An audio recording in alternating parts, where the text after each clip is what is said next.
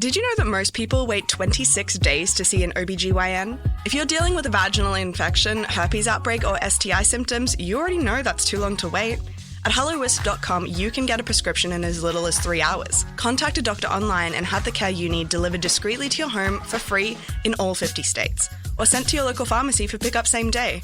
Use code HEART, HEART, on your order for 15% off, only at HelloWisp.com. That's HelloWisp.com. Imagine the relief of securing fair compensation for an accident you were in, where the insurance companies aren't dictating what's good enough and your injuries and suffering are truly acknowledged. Whether it's an auto accident, a workplace injury, or slip and fall, Phillips Law Firm has dedicated over 2 decades to ensuring their clients receive the rightful compensation and attention they deserve. Call 1-800-JUSTICE today or visit justiceforyou.com. If they don't win, you don't pay. Phillips Law Firm, justice for you. What's up? It's your boy, the Ted Smith from the Men's Room. And did you know I have a podcast? Well, I do. The Podcast. New episodes uploaded every Wednesday on the Odyssey app. Unfortunately, what you're about to hear is real. The members of this radio program are simply not that bright, or what some people would call educated. They are merely stupid. They're not trying to offend anyone on purpose. And all have played doctors on TV. You have been warned and are cordially invited to join the party. This is the Men's Room. Forget it, man, and get with the countdown. Get with the countdown. Shake this square world and blast off for Kicksville. The trippers, the grasshoppers, the hip ones, all gathered in secrecy and flying high as a kite. This is the Men's Room with Miles and Thrill. You know what they say, shake your radio more than 3 times, and you're playing with it. You're listening to the Men's Room.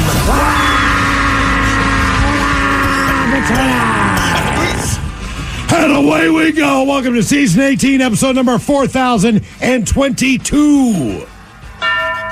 Along with Steve the Thrill Hill, the Ted Smith, and Mike Hawk. Montgomery! And you are the Men's Room. On tap today, it's our end-of-year spectacular. Featuring the best from 2023, including every miss from Ted versus the FCC, an end-of-year sit-and-spin spectacular, and a whole lot more. Plus headlines, a Men's Room shout of the day, fun listener emails, and everyone's favorite, TV Time with Ted. Clack. Drink it and drive. That is all coming on today's very special episode of The Men's Room. And now, here's the question. Good day to you and yours. As Miles said, it's our end of the year spectacular. Make no mistake, it is not the end of the year spectacular. That's where people go wrong. It's spectacular. We made up our own word for what it is that we do. So here's the thing. I mean, God's honest truth. We do not know what you are going to hear today. D. Mike Hawk has spent this year compiling, deleting, and putting together what it is you're going to hear today. This is Mike's show. He will let us know where we're going to be embarrassed, where we remember to have a good laugh, etc., etc. We don't know, but it's all coming up. So I'm hoping that you do what we do, which is this. We went through 2023, and we've survived a lot of years together. Today, we celebrate the most recent one, man. So let's all get together, grab the kids, make some hot chocolate, make s'mores, fire up the fireplace. That's right, I'm making a family thing now. And we sit down and we hear what the hell happened this year. Because I'll be honest with you, we don't remember. It is the end of the year Men's Room Spectacular. To be a part of the big show, call 206-803-ROCK. Like the Men's Room on Facebook, follow us on Twitter and Instagram at Men's Room Live, and send your emails to the Men's Room at KISW.com. Did you know that most people wait 26 days to see an OBGYN? If you're dealing with a vaginal infection, herpes outbreak, or STI symptoms, you already know that's too long to wait. At HelloWisp.com, you can get a prescription in as little as 3 hours. Contact a doctor online and have the care you need delivered discreetly to your home for free in all 50 states. Or sent to your local pharmacy for pickup same day. Use code HEART, HEART, on your order for 15% off, only at HelloWisp.com. That's HelloWisp.com. Imagine the relief of securing fair compensation for an accident you were in, where the insurance companies aren't dictating what's good enough and your injuries and suffering are truly acknowledged. Whether it's an auto accident, a workplace injury, or slip and fall, Phillips Law Firm has dedicated over 2 decades to ensuring their clients receive the rightful compensation and attention they deserve. Call 1-800-JUSTICE today or visit justiceforyou.com. They don't win, you don't pay. Phillips Law Firm, justice for you. Want a little more pleasure in your life? Make 2024 your year to experience more pleasure than you thought possible. Lovers has the best adult toys, lingerie, and accessories to explore alone or together. Let our associates guide you on your pleasure journey and save 20% on your purchase with Lovers Afterglow rewards. Just mention LOVE20 at one of our 18 Western Washington locations. Offer valid with free Lovers Afterglow rewards membership until January 31st. Some exclusions apply. The debauchery rolls on. You're listening to The Men's Room with Miles and Thrill. 99.9 KISW. All about Pacholas. Away we go. Welcome to Season 18, Episode number 4022. The last of episode in Season 18. The last show in Season 18 of The Men's Room. Our end of year spectacular. We've got the best from 2023. Every miss from Ted versus the FCC. We actually have an end of year sit and spin, as Mike has compiled all of the tunes on the Men's Room radio station on the Odyssey app, and basically the ones that were favorited the most. For the most part, it's not exactly a sit and spin, but it's going to be very sit and spin-esque. You know, we did launch the Men's Room Radio this year. Yeah. It's been a smashing success. Everybody liked it. And this is actually going to be the most liked songs of Men's Room Radio. So we all get to pick 50. So we're going to find out who was picking the songs. Who was the strong contender? The people enjoyed the most. Exactly. So there's 200 songs on there, and the top 10, I guess, based on the Correct. Okay. And that gets a little bit muddy. You know, there was a few ties in there. I think there's one that got left out of honorable consideration, is what we're going to call it. Okay. We'll definitely drink and toast with a shout of the day. All that's on the way. We get to listen back, and one of the cool things about doing this show is that, we do this show 4 hours a day. There are a lot of good memories, but when you do something for 4 hours a day, it's a couple movies a day. It is. Right? So, as far as the amount of content is concerned, yes, there are memorable moments. People call us all the time and say, hey, I'm the guy that called you back then about the dog that jumped into the river. And we go, oh, yeah. And maybe one of us actually does remember. Sure. Yeah. Most of the time that we don't. So when we do get a chance to sit down and listen to some of the better moments of our show over the year, it's always new to us, which it is, man. And one of the things, we meet people a lot, and it is very cool. People are very gracious. They say very good things, and they will say why they enjoy the show. I met a woman today smoking a cigarette. Hey, thank you for getting me through my drive home. I'm like, cool, man, glad we do. No idea why, right? It's like Muhammad Ali said, stick and move. So you don't remember things, and then Mike basically goes through the year and compiles this stuff, and a lot of times we actually don't remember that it happened, or you go, oh my God. Correct. I do remember this. So the truth is, the only person that knows what you're going to hear is Mike. Well, and make no mistake, I do grab these throughout the entire year, and it actually is you guys all that are out there listening that help with this as well. Yeah, you'll send a note in like, hey, that should be on the end of the year spectacular. Absolutely. The number of texts, I do see and hear those texts, and I do grab those clips every time that you text into 206-8037-625 and say, this deserves to be on the end of the year. I will grab that clip, and I will put it in there, and I listen back to all the clips that I have a big old bank. That's the vault, as it were, and every year I have a massive amount of clips that I listen to as we make our way to this very day, and I see, was that kind of spur of the moment? Were we just feeling ourselves and feeling froggy, and it was a fun clip at the time, or was it truly a good bit? And so I do believe that I've gotten a collection of the best bits of the year. And kind of a weird day as far as mixed emotions go. Obviously, here at KISW, it's been an interesting 24 hours. First and foremost, within those 24 hours.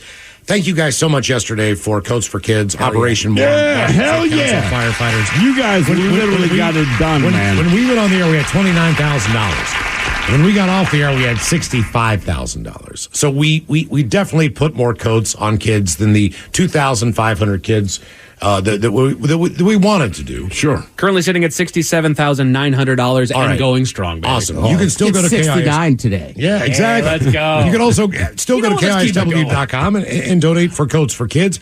The idea, $20 puts a brand new coat made in the United States on a kid who needs it. We were, Steve and I were talking about this. When you have the number like that you need to double or whatever the deal was, or to just, get $20,000, we're like, oh man, this is going to be hefty. It's going to be a hill. Huge, But we got to do it. We got to get on the air, and you guys made it happen. So thank you. The kids appreciate it. The kids here in Washington State. So he did good on that. Then we come back in this morning. It's BJ Shea's last show here at KISW. He is not retiring. He's going to move on and keep doing radio as well as he always has. But, mixed emotions when you work with someone that many years. We say, 2 decades, man. We've been on KISW for a long time, but we also work with BJ on the Buzz. BJ he's always been the guy. He's always been the guy that you look up to. He's the fatherly figure. We came in this morning and tons of guests stopped by to wish BJ the best. It was still difficult. It's difficult to, and I was even telling Steve, I was like, look, man, it's cool as a parent to see the emotions of 2 kids who respect their dad, look up to their dad, want to be around their dad. That says a lot about a human being as far as a person goes. And the emotions they had, just like realizing that, whether they work again or not, or whatever the deal is down the road, he's the one that got them interested in radio. They'll be the next legion that comes along in this industry. But the idea of, if I asked my kids, would you like to work with your dad? They would say, F no. Hell no. No, I just come home and cook, and then we'll watch TV and get stoned or whatever. But I don't want to be around you all day. And he has that dynamic where his kids want to be around him, and to me that's the most envious thing that you could ever ask for in life. As far as your kids loving you, wanting to be near you. You want your kids wanting to work with you as adults to be around you. And, that was almost harder than, just watching him walk out the building as far as, what a great showman he is, what a great host he is, what a great show he does. And I know BJ will do well. This is just such a family of people that don't really move much, and that's very unusual in radio. And here at KISW, we've had a very consistent staff for a number of years. And whoever that show is, whether it's Bob Rivers, who was on for 20-some years, or, Crow and West, and you go back and you look at all these great shows, they had longevity at KISW. KISW does not have help wanted ads very much in the radio world as far as, hey, look, we have a job opening. Because you hire the best. That's all that is. It's not that the people on the radio, your program directors, hire the best. You don't have a lot of turnover. It's simple, man. Hire the best. It's not about your ego. So you hire the best people to do the best job in the place that you want to put them in. Anything less than that, your program director is failing you. Know that. So we come in here today for the end of the year spectacular to celebrate the year. So just keep in mind that's one of those things that's still, at least for me, a little bit heavy. Go through that, and it's something that happens in radio, but very rarely does someone have a career that long at one radio station. BJ's been doing this forever. No kidding. He was in Rochester, he was in Phoenix, he was in Jacksonville for a while. I mean, he bounced around like everybody else in radio. To get to the point, because he is good. So, it's a sad day, but it's still a happy day that we're here at the end of the year spectacular. But just know that that it matters and it means something to us, and it's not easy. So, it's not easy to come in the stand and go, woo-wee, all right, everybody. Here we did it again. Yeah, exactly. What a great year we had. And we did have a great year. We had a great year. We had the Men's Room World Tour. We went out. We got to go to different places. That's fact. We kind of canceled the Red Fest, and we got a chance to go out to different places that we haven't been in a while, everywhere from Tony V's to, the Muckleshoot Casino to Bremerton. The 884 pub. The 884, by the way, quick side note on the 884. The 884 was a ridiculous event, man. It was ridiculous. Last night, I went out with the owners of the 884, and I went drinking with them, all right? They came here to Seattle. And today, I feel like I went out drinking with people that owned the bar. No, that's the champagne from this morning, boss. No, it was not, dude. Seriously. Suzanne, her husband, Brian, that's her damn name, we know. We went out last night, and it felt like I went with people that own a bar, right? Mm-hmm. And so the champagne does not help. They made you drink, huh? Man, it's not that. It's that. Twisted your arm. We like to drink, but people that own a bar, know how to drink. So when you're like, let's do a shot, they're like, yeah, all right. It's a different approach. Yeah. Not, like, yeah, of course we will. And by the end of the night, what did my wife tell me this morning? You're a lot. That's what I was told. You are a lot. You are a lot. I don't know what that means. I don't either. Me neither. Do you? I don't know where she's coming from. So, Suzanne, I blame that on you. Okay. I'm a lot. Yeah. All right.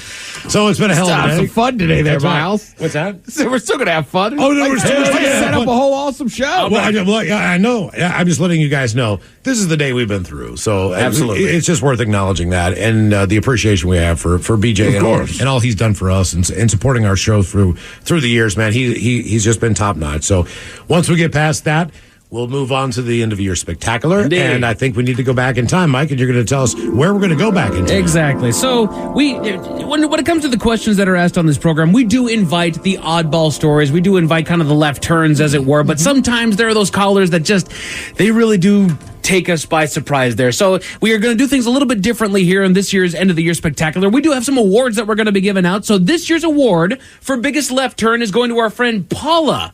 And we're just going to go back in time, and we're just going to let you explore what Paula did that is the big left turn. Let's go back in time. The big left turn, okay. Time. One-time food will you never eat again, or what food will you never try? 206-803-ROCK. Hello, Paula. Welcome to the men's room. Hola, gentlemen. Hola. So, I had a recently deceased pet iguana, and he was still in pretty good shape. How old was it? He was an adult, and he had not been mine. So I don't know his whole history. I had him for about 2 weeks. Oh, Jesus. He'd stopped eating. And he'd seen the vet and everything, and I think he had a big tumor. Or he was living in his view and he's like, I can't do it, man. Can't do it. 2 weeks, man. 2 weeks. This is too much. Yeah. He didn't want to watch him die. So I said, I'll take him. So then there he is one morning. And I'm thinking, well, I've never tried iguana before. No, wait a minute. No, you didn't. Is this the one that you cared for 2 weeks? You basically took him for food? No, I didn't. I rescued reptiles. I took in reptiles that people didn't want or were frightened of or whatever. Did you eat for that reason? But did you eat this specific iguana? Once it was dead, I'm a curious monkey, and I thought, well, he's not. He looks pretty. Exactly. He had meat on his bone, so I thought, well, I'll cook him up in a stew or something. Make sure. Wait. Hang on. This is your thought process. All right. The iguana has died, which we understand, and then you're thinking, well, he still looks plump and tender. Let me cut his ass up and cook him. Exactly. Okay. Yeah, that's how I think. So, how did you prepare him? What do you prepare? Did you look this up or did you just wing it? Oh my God in heaven. We're looking at a picture of a raw-skinned iguana. Dude, man. God. Damn, man. Oh, Paula. So what did how did you prepare this? I'm never hugging you again. Look, I said I wouldn't eat it again. I know. But, I will give things a try. I like a lot of foods that other people don't like. So, and people do eat iguana quite commonly. So you made a stew out of it? Yeah, I see you can barbecue. Cumin. I think there was cumin. I think it was kind of Mexican-y, a tribute to the iguana. And it was not good. It was surprisingly not good. Surprisingly? Well, I'd say, no, it's expectedly not good. I mean, no, I'm pretty generous with, finding something to like about foods. And I would try iguana that someone else who knew what they were doing and killed a healthy one. I would try that. So what did you do to prepare it? So the thing's dead. Obviously you skinned it and all that. Did you throw it in a stew? Did you put it on a fire? Yeah, did you stuff it? What? It was stewed. I think there was tomato sauce involved. I think there was some cumin, maybe some onions. I'm sure garlic, because And so anyway, I let it cook for a long time just in case. And I tasted it. It was like the worst bad, gamey. It probably tastes like a bald eagle that you found, I bet it tastes like an iguana. They serve it in Curacao, I guess. And like a nasty fish. Like there wasn't anything great about it. I wasn't going to eat it. I'm not sure. I had a very good friend when I was in college. Her name was Andromeda, and she was from Trinidad and Tobago, okay? So apparently they eat iguana down there like we eat bacon. And she was insisting it was great to the point that the Caribbean's full of recipes. She said it was like if you ordered a pizza for delivery, iguana was one of the toppings you could get. All right. So she's like, we get pepperoni and iguana. I'm like, Jesus. It's also supposed to taste like chicken, but with smaller bones in the middle of it. So if it wasn't fed whatever it was, whoever took care of the iguana beforehand probably is not the same foods that a real iguana eats in the wild. So it's going to have a much different taste to it. Yeah. So did you have... And it also was healthy when it died. I don't know that those two things work together. You get a diseased iguana. I need to know, is any time that something falls and drops in your care, is your first thought, like, I could eat this? What is this thing going to taste like? Often not, but, Well, what other animals have dropped dead and you were like... you ate them? Okay, here's one. I found a dead fish floating in Lake Washington. Jesus Christ. You brought it home? In the winter. And I mean, I did have a low food budget at that time. So that's winter, pretty low. Okay. I hope you don't find my lost cat. I couldn't catch a fish to save my life as a child. And so here was this, it was about 1.5 feet long. And I smelled it. It smelled fresh. And, fish will tell you when it's rotten. The fact that I'm dead and floating. Yes, that's... What kind of fish was it? It was politically incorrect squawfish. And they're not they're a fish that actually you could get a bounty. I think they eat game fish. And so if you brought in whatever body part, I think that at that time at least you could get a bounty. So wait a minute. You have a low food budget, and you could either take this dead-ass fish and get money to buy some food, or you can just take the fish home and eat it, and you decided to just take it home and eat it. I didn't know that at that time. Okay. I took it home, I looked it up. I found out what it was. I asked about it sometime later, and somebody told me about the bounty part. But it tasted like perch. It was great. It had a lot of bones. It was fatty. If you like catfish, you would like it. It was fresh. I cut it up. Flash frozen. Paula, what was the name of this fish again? I think it was called a squawfish. Okay. Squawfish. Okay. That's what Mike Tyson calls crawfish. Yeah, let me get some squawfish. Sorry. So, have you eaten any other former pets? No, I have not. Okay. I have, I had those large snakes, and there were a few that I skinned, hoping to have the hides tanned.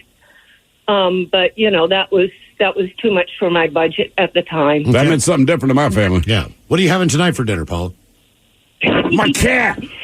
I'm not a big dinner eater. I just had a muffin, and I think I'm calling it quits for the day. Oh, man, you're crazy. One muffin. How big was this muffin? Oh, it wasn't a big muffin at all. It was blueberry cream cheese. Oh, that sounds better than iguana. So you don't get stoned at night, I'm guessing, Paula? No. Okay. You don't get hungry? One muffin for a whole day just doesn't seem like a lot. Right. Oh no, I've eaten a lot of foods today. I had some borscht. I had potato salad. I have all the food groups. Borscht. Oh, okay. All Good right. God, man. I love borscht. Paula, do you date anybody? No. Okay. She even thought that was a stupid question, Miles. Like, no. Are you hearing me? Of course not. He brought food over again. He's so nice. I eat borscht. I ate a pet iguana. No. What is borscht again? It's just like beets that are cooked down. It's a big in like Poland or Hungary or somewhere in that part of the world. It is so gross, dude. I mean, look, if you like beets, you might like borscht. I just, no. What food will you never eat again, or what food will you never try? 206. Beets! Eat my lizard. I look, there's sometimes we hear a segment, and I go, man, I feel bad for saying that. Eat my big green iguana. I do not feel bad. Do not eat borscht. Hitting the ground running this year. Dude, borscht. You know I think the only way that I would try it is if it was a taco meat. Yeah. What? Oh, the iguana. Iguana. The iguana. Iguana. If they had There's a very iguana specific tacos, way you got to do yeah, it. That would be the one way where I'd be like, okay, I will give it a shot. I went to school. One of my favorite people ever. She was from Trinidad. Trinidad and Tobago? Thank you. Iguana meat was like pepperoni on their pizza. She was dead serious. She's like, oh, yeah, we get it all the See, I time. don't want it on my pizza, but I'll try it in taco, I believe. I haven't tried it on pizza. More of our end of the year spectacular on the way. You are listening to The Men's Room. I'm Glennon Doyle, author of Untamed and host of the podcast We Can Do Hard Things. On We Can Do Hard Things, my wife Abby, my sister Amanda, and I talk honestly about the hard parts of life. Join us and guests like Michelle Obama, Tracy Ellis Ross, and Brene Brown as we have refreshingly honest conversations. New episodes are out every Tuesday and Thursday, so listen to and follow We Can Do Hard Things, an Odyssey podcast, available now for free on the Odyssey app and everywhere you get your podcasts. Get ahead of postage rate increases this year with Stamps.com. It's like your own personal post office. Sign up with promo code PROGRAM for a 4-week trial plus free postage and a free digital scale. No long-term commitments or contracts. That's Stamps.com, code PROGRAM. 99.9 KISW. The shenanigans continue. This is the Men's Room with Miles and Thrill. Welcome to the end of year spectacular, and episode number 4022 as we go through all the best from 2023. From the Men's Room radio program. All the business from Ted versus the FCC coming up. We do have a very special sit and spin. And, of course, we'll drink and toast with the shout of the day. Where are we headed now, Mike? We're heading back actually more towards the beginning of this year. It is. There's a lot of different characters that show up on this show. It's not just the four of us that are in here. Ted is the one who created the Dirty Germans that have been just integral in everything that we do on the daily basis. The captain has made an appearance a handful of times. Right, thanks for the setup. Hank the Tank shows up from time to time, and we did get a brand new one this year that I believe came to us via a big dummy question. Is that right? So let's go back in time. Let's go back in time. Time. The game is Big Dummy, 206-803-ROCK. Dummy! Hello, Mark. Welcome to the Men's Room. Hola, bitches. Hola. Mark, are you on Team Sober or Team Not Sober? I am on Team Sober and working really hard to get to a place to correct that. All right. Perfect. I like the spirit. Our Men's Room poll, Mark, you're going to find out one is real. Are you taking aliens, Bigfoot, the Loch Ness Monster, or ghosts? Going with aliens because I think Bigfoot is one. You think Bigfoot is an alien? Bigfoot, alien. Yeah, it would explain why we can never find him. Is got some type of cloaking device, maybe? You tell him brother has a cloaking device but refuses to wear clothes. Come on, man. Also, now people on Twitter are saying that Bigfoot is real. One guy says he's a hunter, and you're not allowed to shoot him. What do you mean you're not allowed to? I'm not encouraging people to shoot Bigfoot, but how do you make it a law if no one knows something exists? Well, they don't give out Bigfoot tags. Yeah. Okay, so technically, I would have to get a Bigfoot tag. He goes, Bigfoot is real. On my hunting regs, it says Bigfoot is unpermitted to hunt and injured. And I've seen him in the woods. Came across many stories amongst other hunters that say they say the same thing about Bigfoot. Well, guess what, dude? I think Bigfoot's the one who posted the sign. Hey, you know what, man? Yep. Just in case a hunter sees me, go ahead and put this sign up there. Along with the Bigfoot crossing, just so their family will be safe. All right, now what's the situation? Okay, I understand this. Hey, man, you can't shoot or injure Bigfoot, all right? But I am on this hunting party with our man over there, okay? Bigfoot comes charging at us. Like, I'm not going to win hand to hand. I have a gun. Legally, right? I'm not dying. I can shoot his ass, Yeah, right? you just become part of the legend. You're done. He disappeared, Bigfoot. Yeah, like, I don't want to shoot him, but he's coming over here to beat my ass. You know what I mean? We'll shoot him in the thigh. So, well, he can't even injure him. So even if I drop his ass at all. Look, I'm taking the fine. I am taking the $243 fine associated with that. Let Bigfoot complain to the park ranger so I can get fined. Yeah, exactly. And you know that'd be the park ranger's first order of business. Hey, congratulations on discovering Bigfoot. Sadly, I have to give you a citation. Sign says you can't shoot his big hairy stinking ass. I like to befriend him. You're going to befriend Bigfoot? Yeah. Okay. How? What's your first move? What's your first motion of friendship to Bigfoot? He's staring you down. Just going to be nice and easy, like a dog. Hello, Bigfoot. I got jerky, dude. About to say, all he needs is a big bag of jerky. I know. Here. Big old bag of jerky. Dude, you make the money on it. He's probably sick of it. Jared endorsement deal. Probably got another round of TV commercials coming out here.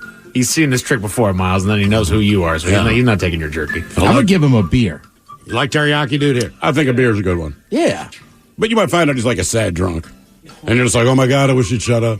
I'm all alone in the woods. I'm so disappointed. That's why I never come out of the woods. Everybody's trying to take my picture. I'm just trying to take a dump behind the tree. And people on camera. I only drink microbrews. I like IPAs, bitch. Yeah. We don't drink this. Piss. Like, you know what, Bigfoot? Hey, people don't even know you're out here. I give you a beer and you call it pee? I think because Bigfoot was just a course. Weren't you in that river?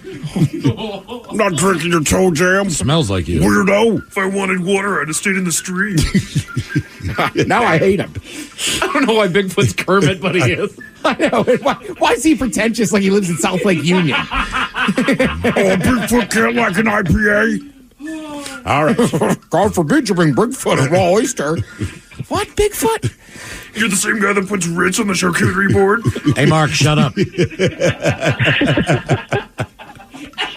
Classless human piece of...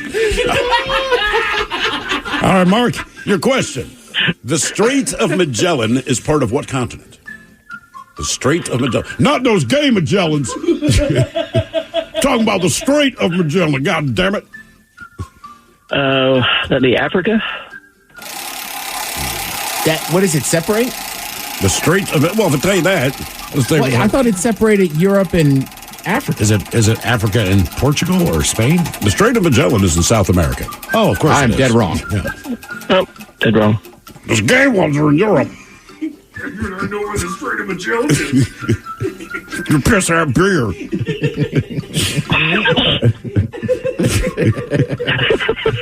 It's coming off the rails, buddy. Learn geography, dumbass. Jesus Christ. The only reason you found me is because you're lost. Admit it. Do you even have matcha? You know there's no cell service. I mean, who are you going to call, stupid? You're going to die out here alone. All right. For the rest of your life. No. It's just this mean, insulting old man in the woods. You found me. Congratulations, bitch. Whoop-de-doo. You don't know what's going to believe your ass anyway. Maybe your dad will finally be proud of you. We're daddy issues. All right. Your question. What does a decibel measure? Well, if it's not volume, then I'm in trouble. Yeah. Bigfoot knows. It measures sound pressure, you freaking idiot. Oh, my God. Did you not go to school? I only listen to records. Oh, he's a hipster. But you suck at Jeopardy. Digital sounds garbage. I never liked Van Halen off the table. They were off left. I'm Sammy Hagar. The most annoying creature on the... Of course he hates Van Hagar. He prefers the John Corabi Crew album. I, for one, liked it. Vince Neil eats more than I do. Hello, Stuart. Welcome to the men's room. This sucks, I'm sober. Oh, yeah. Stuart, are you sober or not sober? I'm sober. All right, Stuart. Welcome to Big Dog. You are. Thanks for having me. Stuart, men's room poll. You get to find out what is real. Just don't pick Bigfoot. Aliens, Bigfoot, the Loch Ness Monster, or ghosts. Which one are you taking? I'm taking aliens. Aliens. All right. Of course you do, Stuart. You believe in aliens? What are you, stupid? We're alone in the universe, dumbass. I've been alone in the woods. Jeez. I hate you people. I was trying to masturbate. Jesus. You ever seen the Don't give me a gentle touch. You ever seen a Sasquatch touch himself? All right. Here's your question. Which character issued this order? Quote, off with her head. That's the lady. She was a girl. She was. We've established that. Yeah, she started as a girl, then became a lady, yes. Yeah. Jeez, man. Okay, shoot. And curly hair was white. You're giving a great description if I'm a cop and we're looking for her, but do you know her name? Yeah, that part, that's a little bit... Why don't you read a book, dumbass? I don't know. Queen Elizabeth. Queen of Hearts. Queen of Hearts. Yes. Yeah, that one too. Queen Elizabeth died. All right, your question. What element's chemical symbol is PB? And it is not peanut butter. PB. Mm-hmm. Because it was originally called plumbum. Plumbum. That's PB. Mm-hmm. And, chemistry was the first class I failed out of. Cool. I am not shocked. But you failed a lot, dumbass. I'll give you... Okay, well, then we'll have to go with alcohol. Alcohol. Alcohol's not on the periodic table. It's It lead. sure isn't. It's lead, yes. Lead, yes. Question 3 there, Stuart. Is it an alkaline metal? Is he close? But lead, I don't know. Okay. Thanks for hitting me with that Well, I question. think everything on there is like alkaline and one other thing. This coming from the guy that failed out of the class. Yeah, All right. now he knows. Thank you. All right. Keep your opinion to yourself. Your question, what actor played Steve Urkel on the TV show Family Matters? Oh, he was that guy. Yes. He was that guy who was a guy. He was a kid. He started as a boy and grew up to a He was man. on a TV show. Dude, honestly, I have no idea what his name is, but it's probably close to Wesley Snipes, so we'll just go with that and move along. Close to Wesley Snipes. Emmanuel Lewis? No, he was Webster. Oh, he was Webster. Oh, do we all look alike, Miles? Yeah. Jaleel White. Jaleel White. Jaleel White. What happened there? That whole thing felt Gary Coleman? racist. I know. Jaleel Wesley White. Snipes. I know. We're just naming black people. Denzel Washington. Did I do that? That did my man. Did I do that, my man? Question 4. Question 4. Multiple choice. Air hockey, pop a shot, ping pong, or skee ball. Which game is played for the Corbillon Cup?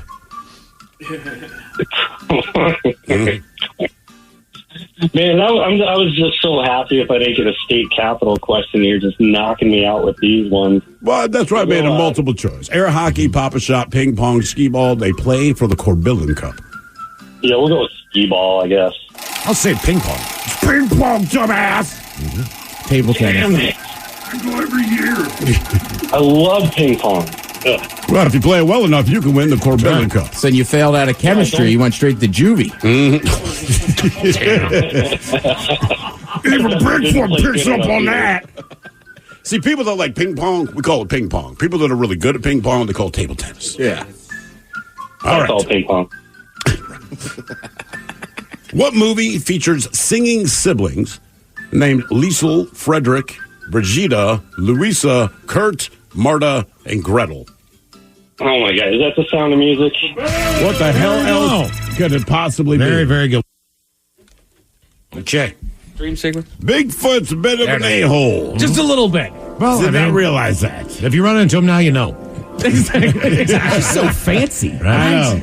And I also like that he was this mysterious creature that, nobody could find him. And where's he at? No, he's just a jackass. But then when you do find him, he kind of sucks. Exactly. And it's one not of, fun. again, we don't remember what has happened. I heard that. I'm like, now I remember. Yeah, he's this. tripped in Carhartt, never swung a hammer in his life. Walk into any brewery in Seattle, you'll find Bigfoot in there. Post it up. Making your beer. And he knows all right, he's that menu. where are we headed this time? Well, it's no surprise that we all have some very fine stories that are shared on this program. Miles, you are one of the best when it comes to the long story. That's just never short. It's never short, but you have really good long stories. However, you also have really long just oddball tangents that you just tend to go off on. So I'm actually giving you an award for this next one. This is the Miles Tangent of the Year. Oh, really? Yes. Oh, thank goodness. All right. Your next pet, Miles. So I can never lose. Let's go back in time. Cool. I have a weird fascination with wanting to get a hairless cat. I don't know why, but I mean, I think if it was a cat that would get acne, it would be something like that. That's what I would imagine. I mean, based on the fact that it's just exposed, I guess. I don't know. I just think it'd be fun to walk in your house and you get this thing looking at you, just like this ugly ass hairless cat. It's not so much about them being ugly, even though they are ugly, but it's the idea of, like I said, my cat is very loving toward me and my daughter in particular, and she likes to curl up in the lap and bump her head.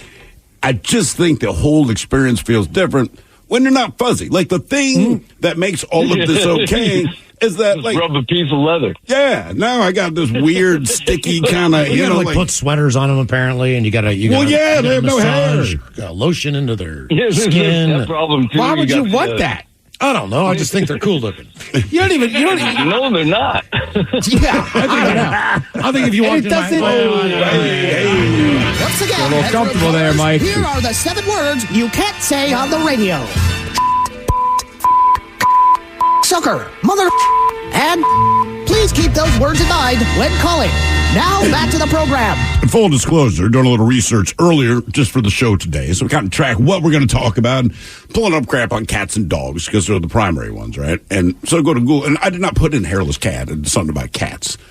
And of course, this hairless cat pops up, and you're right, it's fascinating because I realized I was staring at it more than the other ones, but all I could think is, Jesus Christ, man.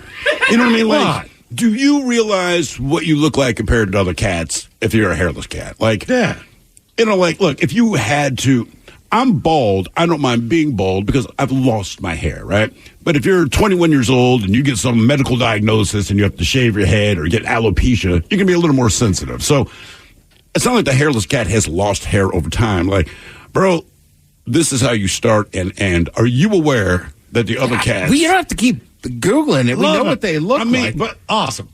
No. Look at that top one. Scroll back down to that top, the mean looking one. Look at that. Look at that guy. I mean, that's a gargoyle. How can you not love that thing? Look at him. Easily. To me, it's. I don't even know if I could love a person that had one. It looks like a scrotum, dude. Yeah, it does. It does. It doesn't say a sane person lives here. Yes, it does. Dr. Evil lives there. Right, exactly. Here's a cat with a tat. See? I mean, that's kind of cool. Right? Yeah. Wow, that is pretty cool. What is the thing about your pet? 206-803-ROCK. You can't get a hairless cat and start putting tattoos on it. Why not? I think it's painted on. I don't think they actually tattooed the cat. Wait a minute. I don't know. But I mean, you wake up and that thing's needing you, or as cats do, just staring at you, because cats stare. But again, the fuzz is what makes most animals. I'll tell you what, if you have access to a computer or your phone right now, Google hairless any animal. Yeah, hairless chimp, hairless bear. The hairless bear, you would not know what that thing was. You break into my house, right? Oh, I'm leaving. leaving. You see this thing? Yeah, I'm leaving for sure. I don't need a security alarm. I don't need a gun. I don't need a baseball bat. Because it looks supernatural. You just look at it like, what are you doing here? And like that person would just back the hell out of my Slowly. house. You need pets, please. Seriously. My skin itches. Oh, God. So, look, even aside from the fact that it looks absolutely insane, once you tell me all the maintenance that goes into it, like, no. I've got cat acne.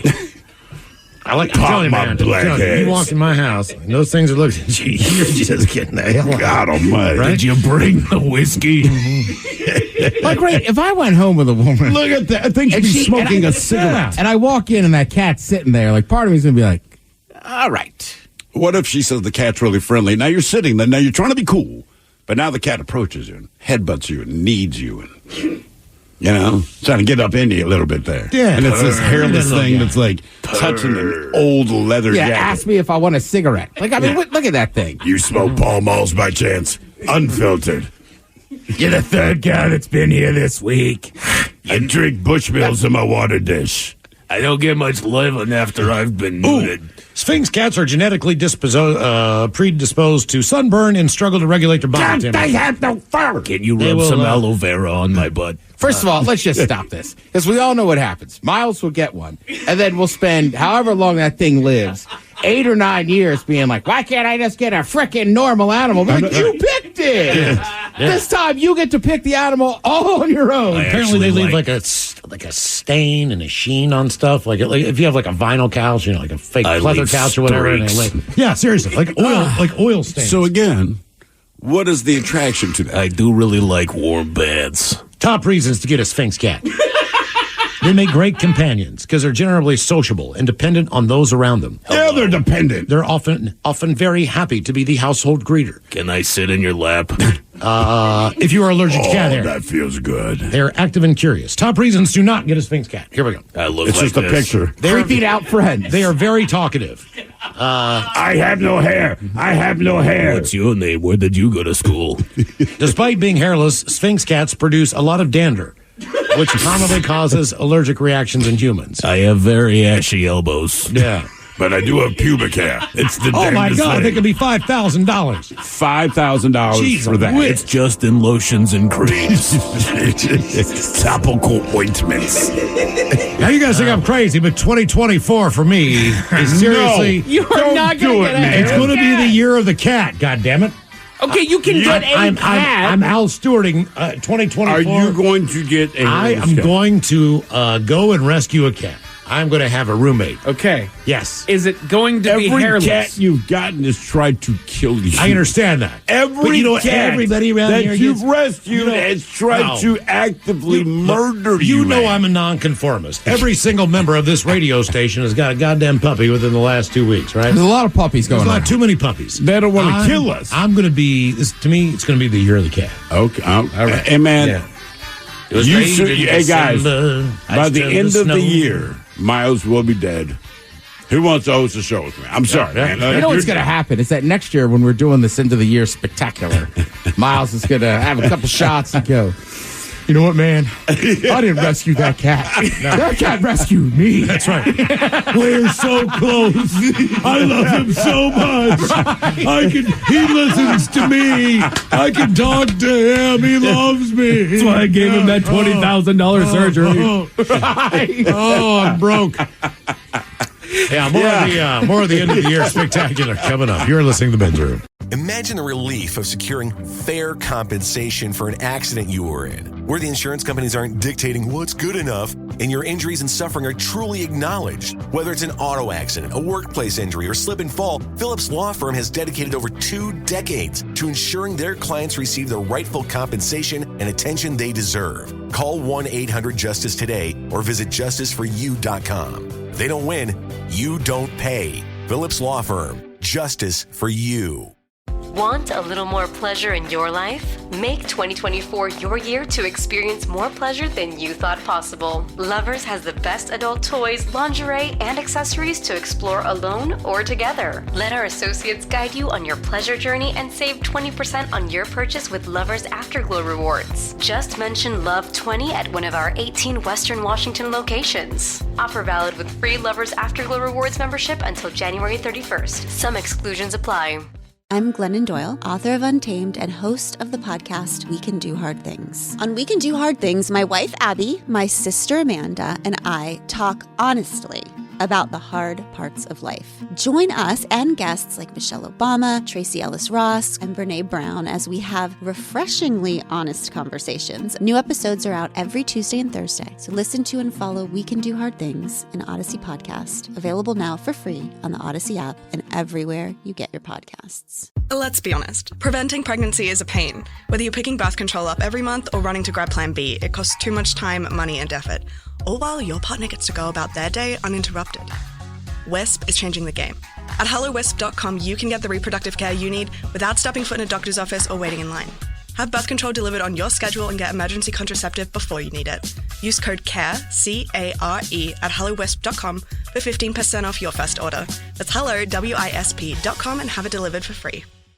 Want a little more pleasure in your life? Make 2024 your year to experience more pleasure than you thought possible. Lovers has the best adult toys, lingerie, and accessories to explore alone or together. Let our associates guide you on your pleasure journey and save 20% on your purchase with Lovers Afterglow rewards. Just mention Love 20 at one of our 18 Western Washington locations. Offer valid with free Lovers Afterglow rewards membership until January 31st. Some exclusions apply.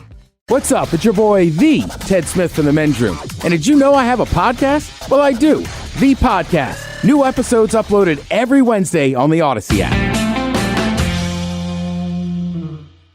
99.9 KISW. We return to the Men's Room with Miles and Thrill. I guess, as they would say, this is the best that we can possibly do on our end-of-year spectacular.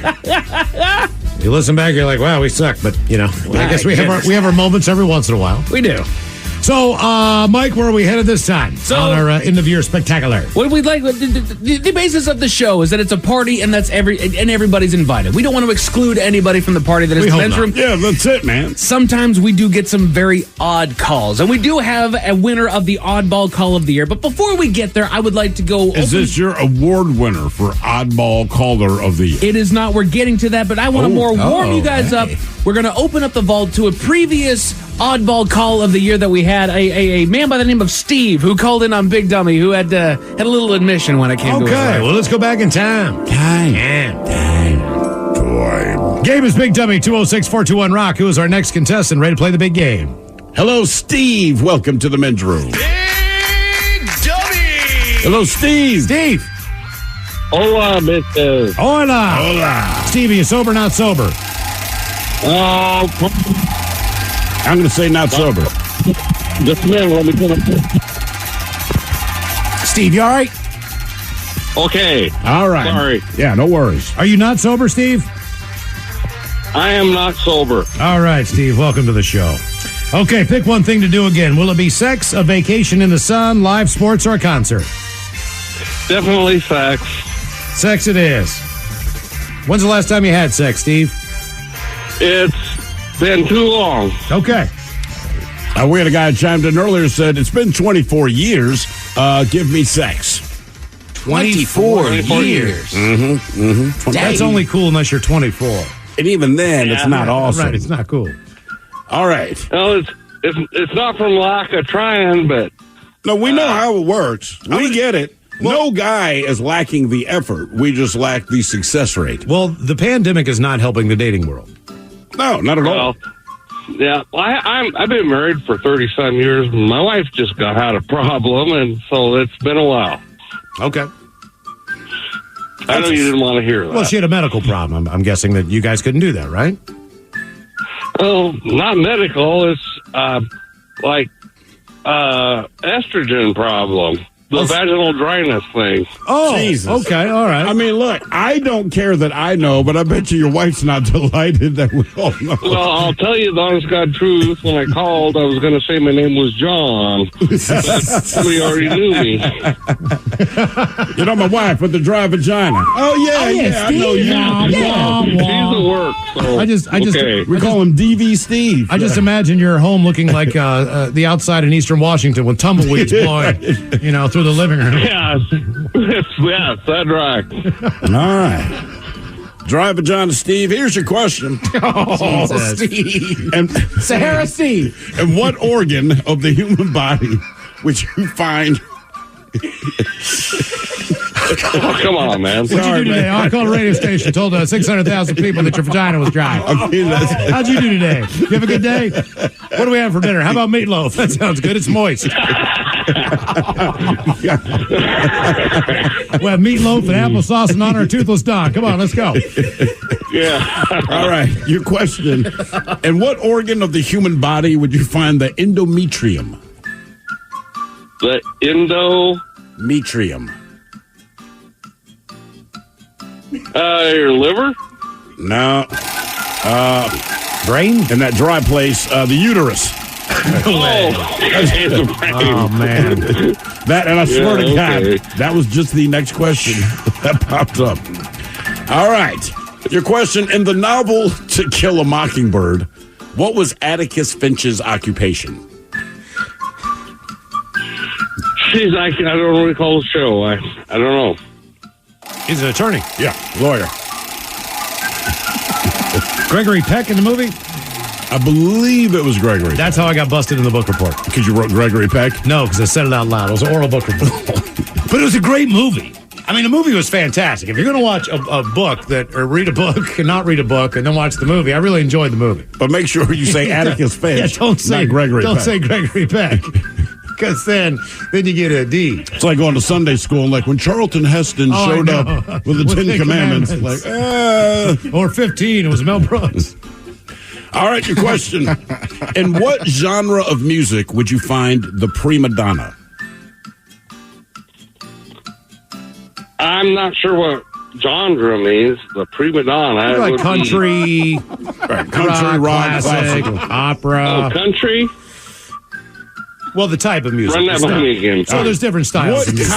What kind of music would you find the prima donna? That's basically the female doing the lead vocals.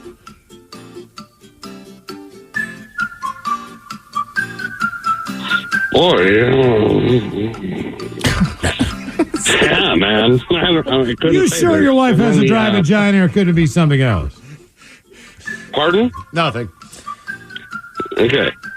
You should listen to our podcast sometimes. The greatest story never told. It's generally, and I'm not making this up, generally the sponsor is Astroglide. At least it is on the West. And that's one of our listeners, that was like, hey, man, starting that out there. So any guesses the type of music where you'd find the prima donna?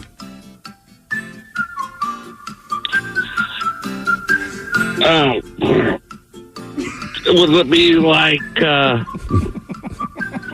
of them little girls that sing? Can't come up with the name of them. No, it's opera. Opera. Steve, what are you? Steve, what are you drinking, man? Oh, it's been a long day. Yeah, we know it's 3:40. It's 3:40 in the afternoon. It's been a long, long day. Well, I'll tell you, my goal is to come and do one and done, but you got me dumbfounded. Your goal is to do one and done. Yeah. All right. I think we got our promo for tomorrow. All right.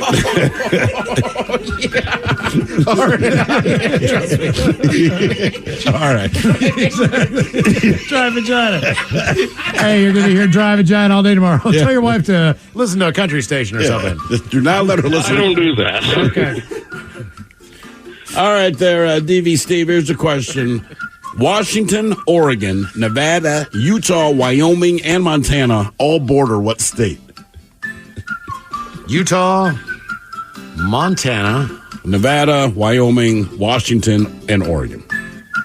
All border. They don't border all states. No, they all border one particular There is state. one particular state that these 6 states all border. They And your all wife touch. could never do this because her vagina is dry.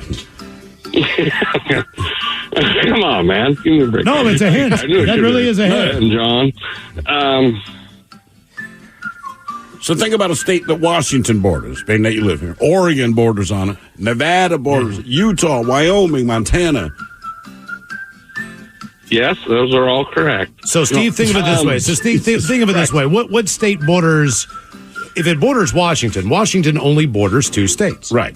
Okay, so we know one of the states that Washington borders, correct? If we head to the south, you know that one, right? Oregon. Yeah. And if you go to the east, what is the only other state that borders Washington State? Idaho. You got it! All right. That's it. Great job. One and done. We'll be hearing you all day tomorrow. The Vagine is like the Sahara Desert. I feel bad for that guy. Every year that we play it, I feel bad for him, too. Well, there's lubrication. Medical. Come on. He says it's medical. Yeah, but you medical. can surely But you after can. talking to him, I'm not sure that is the case. My engine light goes off when I need oil. I mean, I don't know until they tell me. So that leads us into our actual oddball call of the year. Our friend in construction, her name is Tina. She works as a flagger. Is our oddball call of the year there, Miles. Okay, all right. Well, let's go back in time to Tina, the oddball caller of the year. What an award, Tina. Tina, let's go back in time. Time. In the meantime, it is our random question. Question 206-803-ROCK. Hello, Tina. Welcome to the men's room. Hello.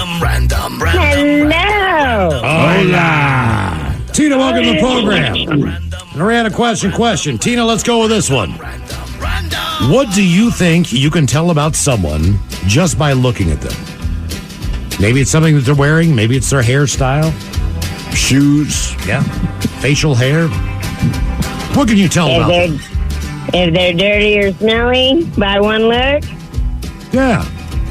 Yeah. I don't know. I think I can spot a good personality or just by look, facial expressions or...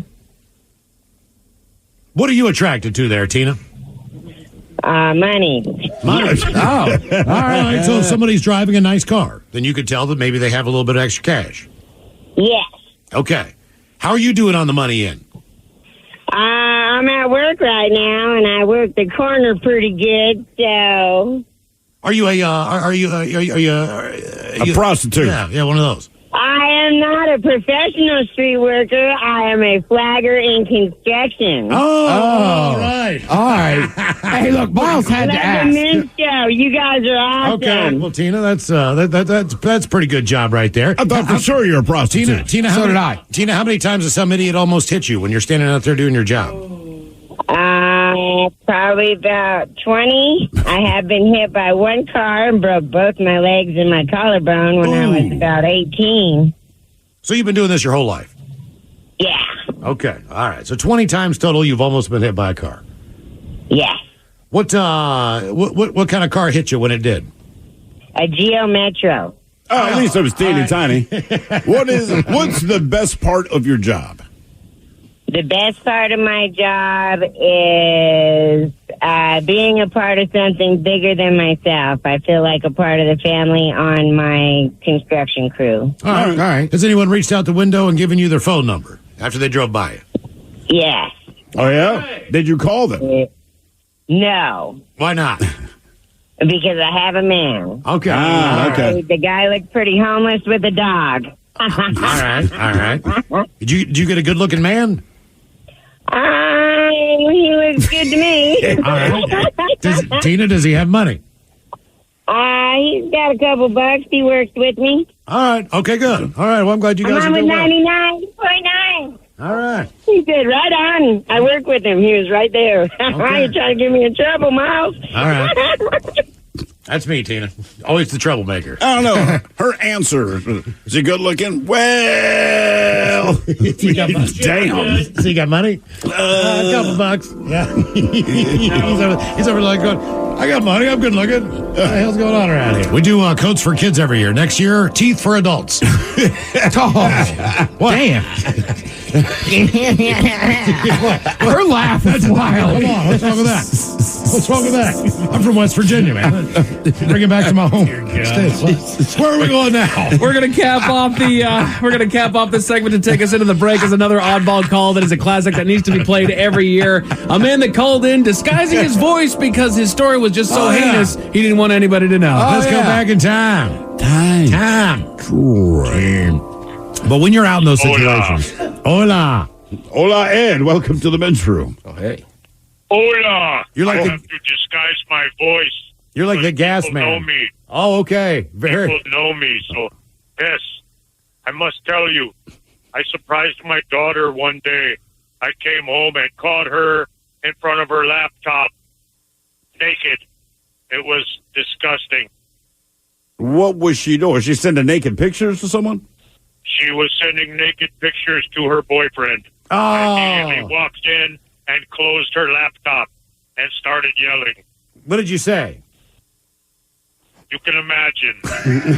I love your disguise voice. I have a daughter. Come on. I'm curious. What do you do? I've got two daughters. You know, I don't know if I've ever. You just yell and try to tell them that is wrong and not right and disgusting, and I should have never seen that. Unfortunately, she was 24 years old. What could I really say? Not much. She's an adult. Yeah, at that I mean, point. it's 24, Move out? man. Yeah, I mean, like, get your own place. By the way, man, for Christmas, ask one of the kids to get you, like, I don't know, like the Darth Vader mask or something.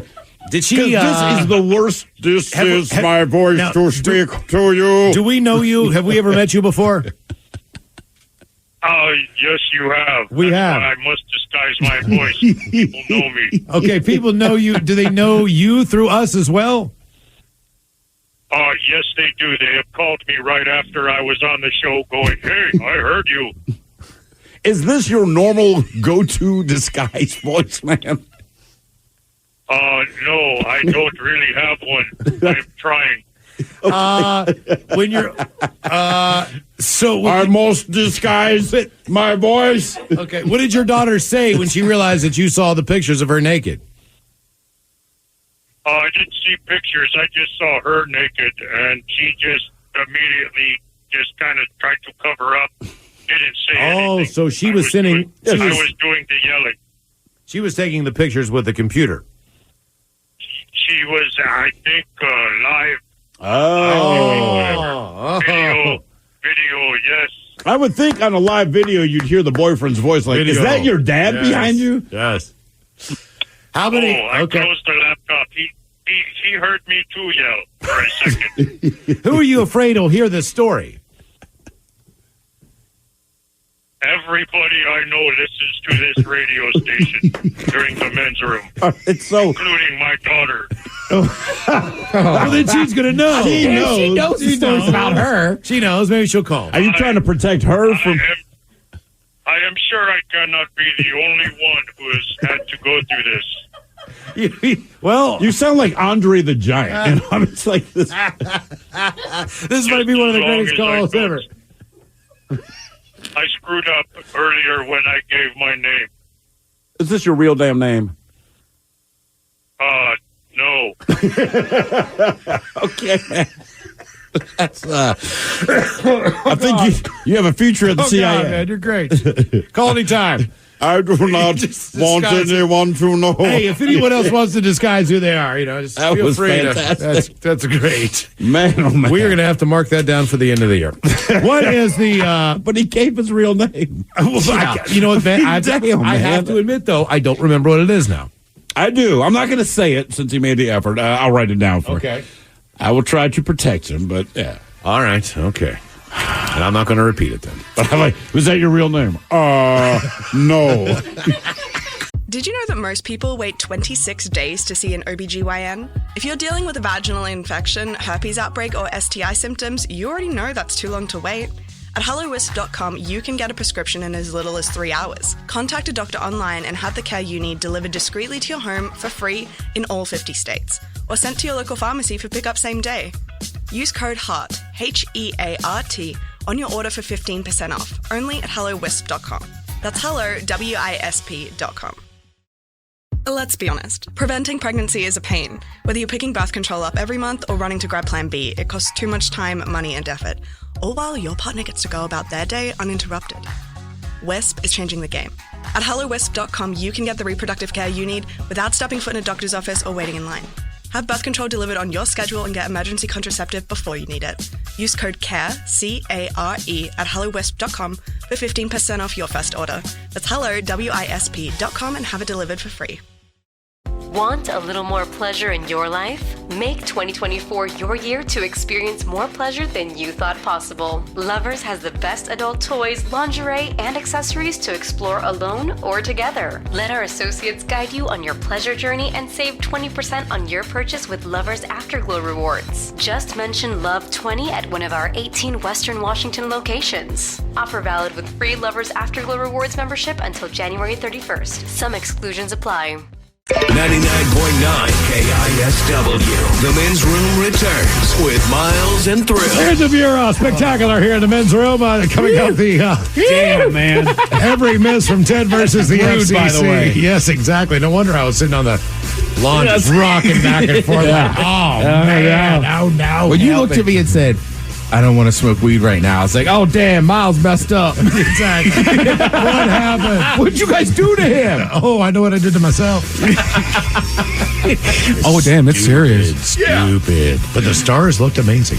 Oh, fair All right, conversation, Tom, where are we sir. going now on the end of year spectacular here? Okay. This is another award that we have to give out. Technical malfunctions are very much a real thing. I actually did give a big thank you to our boy Chaz in IT, who has fixed this show and kept it on the rails so doggone much throughout the year. We depend on that man. However, there are certain things that at the time didn't quite know just how bad it was. Our phone systems have been screwed up throughout the entire It's kind of weird year. how just the digital aspect of it either compresses the audio, speeds the pitch up, whatever, or sometimes it's low, sometimes However, it's high. he did assure me they changed up the program so the Disney voices should be completely gone. However, it wasn't the Disney voice that gets the award for best phone malfunction. In fact, it went the opposite It's the direction devil, at isn't one it? point, if you don't, if you remember. All right, let's go back in time.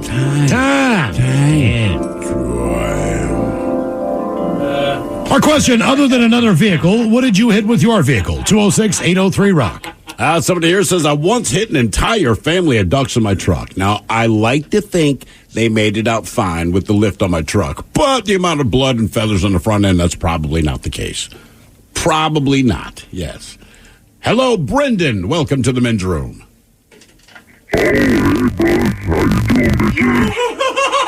Hola, that's a new one. Wow. We're doing great, man. How are you? I'm drunk as a skunk right now, but hey, so I cut a whole 1999 Ford Explorer. Is this our phone? This is our phone. I don't care. You sound like Satan, dude. It's more entertaining. Continue on, Lucifer. The way your phone is, look, it's our phone system, not you. You know, a lot of times when we get that Disney voice, this is the exact opposite. And we've never, this is brand new to us. Yeah, We've never got this one before. I can't stop laughing and smiling right now. I'm sorry. Satan, don't apologize. I was scared when you first started talking. I'm sorry,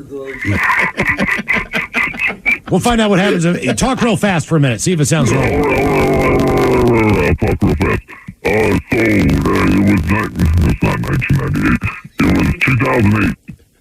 Fucking, no. Please don't. It was 1998. 2008. I'm fighting with my baby mama. We had just gone over to her house. I just got into a fight. I hear you guys laughing in the background. Dude, this is like the devil called. I was just cast out of heaven. I was in a crappy mood. My baby mama and our kid Damien. That bitch St. Peter. I was kicked out in 1998, 2008. I don't remember when I was kicked out. So you're fighting with your baby's mama. Okay. So I leave the place, and I'm mad. I'm so mad. I'm driving 100 miles an hour down a river embankment. It was not a river embankment. It was like the river levee, right? It was a river levee down in Sacramento, California. And Sacramento River has a river levee. So it was raining hardcore that night. It was like 10 p.m. Raining hardcore. And I was doing like 100 because I was just pissed off. I was very pissed off. Hang on, Satan. Not shocked. Here are the 7 words you can't say on the radio. Wow. Even you, Satan. Sucker, mother, and please keep those words in mind when calling. Now back to the program. All right, please continue. Yes, I apologize. Anyway, I was going 100 miles an hour down a river embankment, or the river levee, and I was going to my girlfriend's house from my baby mama's house.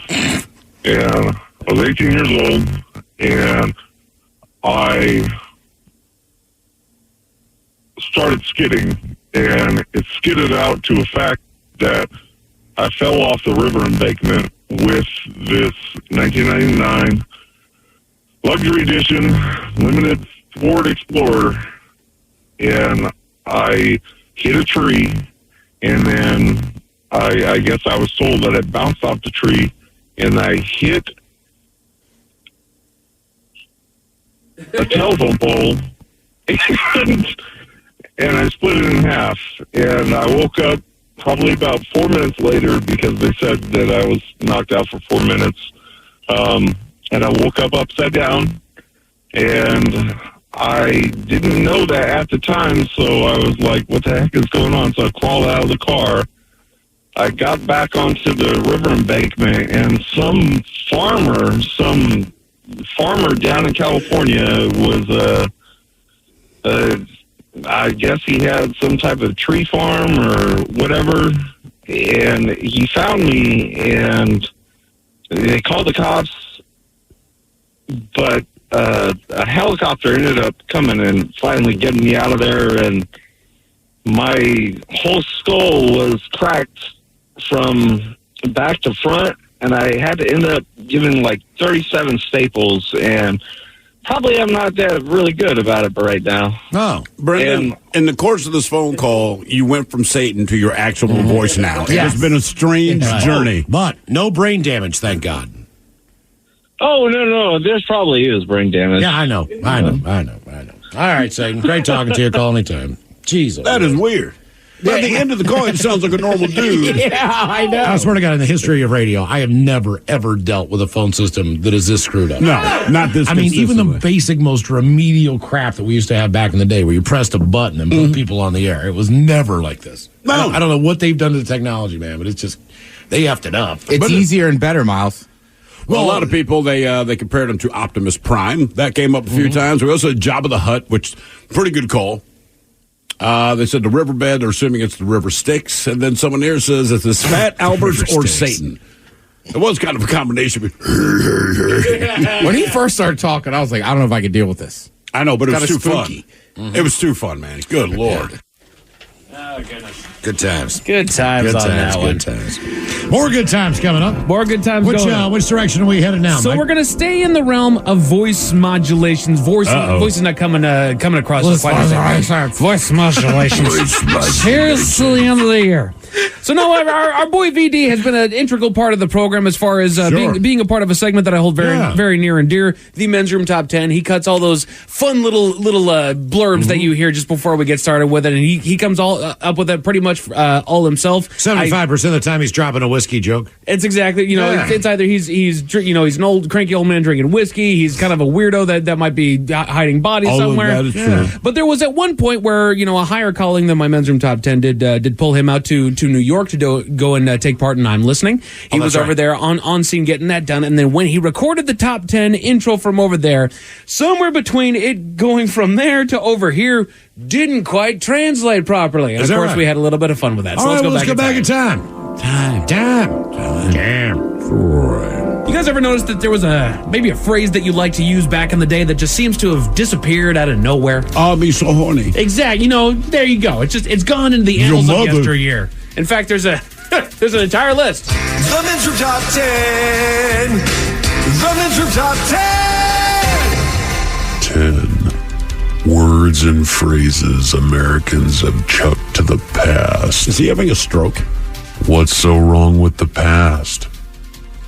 Maybe I'm just some cynical old fuddy-duddy, but I think some of these terms need to make a comeback. My personal favorite, great googly moogly, for when something takes you by surprise. It's better than one hump I know that would say something weird like son of a motherless goat. Freak. I'll just be over here in the corner with my hooch.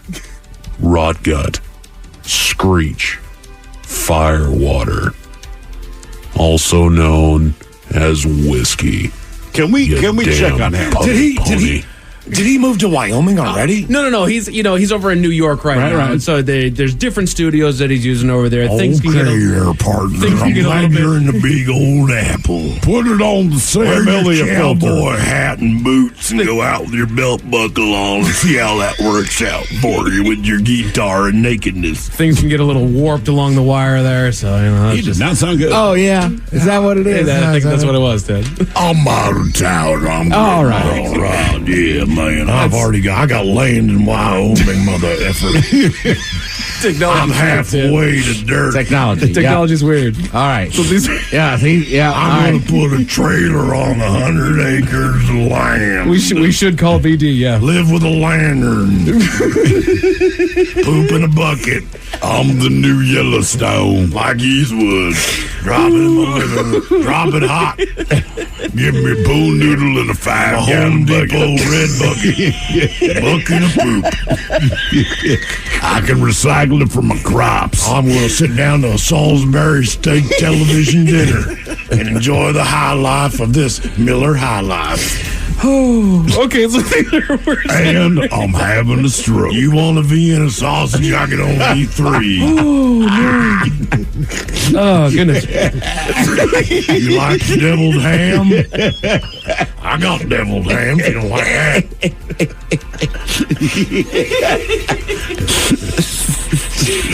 So these are words and phrases that My favorite seafood is sardines and oil. No, it's fish sticks. Mrs. Paul. You know it's expensive when it's crab with the K. Glows in the dark. I call this one slop. So these are words and phrases that Americans like a sloppy Joe without the meat or flavor. All liquid and buns. Come to Wyoming. Join me here. Oh my gosh. I'm alone.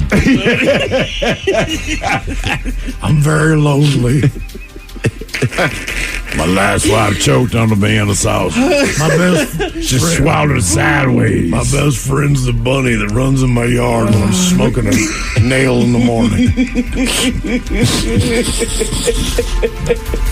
Do you like Folgers instant coffee? I just pour the water straight in the can. Crystals make the difference. So these are words. Do you fillet your bologna when you fry it? Kind of looks like a World War II thing that I won't talk about. Yeah. Oh my god. Okay. I'm listening. Go ahead, Mike. Good. Tune in Wednesday night. That's it. So these are words and phrases that Americans chose. I get it. Oh, Jesus. We just got an email congratulating him on his work. Oh, that was not a good time. Oh, no, did we? Oh, no. If you're wondering, we don't get high at work. Never happen. Never happen. Someone sent a text in yesterday. Are you guys high? We're like, So the true story of that respond to them. is I believe Vidi was on a plane at the time that I needed that audio, so I did clearly just voice it myself and then modulate the living hell out of it. Oh dear, Vidi is actually joining us here in studio. Are you alive? VD! Oh, the puppy killer. Yes. Oh, what? Why is it a puppy? Jesus, man. I've had him, but not even 2 weeks. He's fine. 2 weeks. Okay. How's it going with the puppy? VD got a puppy. Understand this about VD. All right. So VD gets here normally 5 in the morning. Yep. Works until probably 5 at night. Yep. You're about a 12-hour guy. Yep. You've gotten a puppy. In the last 2 weeks, it is weird. Yeah. You get here at 7:30. Yep. You come by 1. Yep. And that puppy is driving you nuts. What's happening, Vidi? He's not driving me nuts, but I haven't had a puppy in 18 years. Yeah. So there's a lot that you forget in 18 years about having a puppy. Also, you know what? One thing I do remember is when I had a puppy growing up, crate trained, you get up in the morning, you put newspaper down. Mm-hmm. Right. And that was like my go-to move. Right. And now, like, I wouldn't even know where to buy a newspaper. So, like, I realize that's there's why they have P-pads, pay pads. I understand That's all why you that can stuff. spend $150 with Yeah, but you could also used to be able to buy a damn newspaper for a quarter. $150. No, You it's know, not that much, like, no. so it's more affordable with a quarter on a. All I know is that puppies aren't cheap, and they, man, in so many ways. But they rob you of your time. But they are the they're the sweetest damn. Do you get a lap cuddle, like a lap nap and all that stuff? Yeah, no, Like, he's great. Honest to God, he's Okay. he's That's fantastic. cool. I mean, I he's, like that. He's super sweet. He's teething horribly right now because he's getting ready to lose his baby teeth. Does like Oragel, does that work with a dog? It's supposed to, but I've got these ice pack chew toys. Oh, that works. That have made a massive difference with him. You put them in the freezer and then put him in the freezer and then get it out, and he'll sit there and he'll just gnaw on that thing. And I thought that he had seen Jesus when I popped one out of the freezer a couple nights ago. How about the little greeny chews that they say clean teeth? I guess they're good. I haven't tried those yet because I haven't brushed his teeth yet because they're going to fall out in 2 I'm not weeks. saying that. So. I'm just saying that But he's a sweet dog. Okay. But yes, that was Mike on that intro, and thank you for having fun at my expense because I was in New York and I said I've got a great idea. I said, how about I write something and you voice it, send it back to me, and if we like it, you run it and see if they can figure out that it's you. You guys didn't know then. Did you realize that now? That was Mike? No, man, honestly, Yeah, no. that was Mike. You did a Because great he job. did it like, did you do it 2 days? And I was like, Mike, I don't think anybody noticed. Because then the besides me next and day you. we actually had Next day I VD do did it. mine. And he modulated his voice a little bit on that one Right. too to just kind of keep with the appearances there. When are you bringing your dog to the studio? I considered bringing him in today, but because end of the year. Yeah, it's end of the year. And all the other stuff. Next year, man. Yeah, bring that for sure. dog. Why did you name him Kumquat? I named him Henry. After a vegetable? Thanks for noticing. All right, okay. Yeah, Henry. His name is Henry. I'm calling him Mr. Quat. Yes. Well, I mean, everyone's got pet names for everything, Miles, so you can have a pet name for my dog.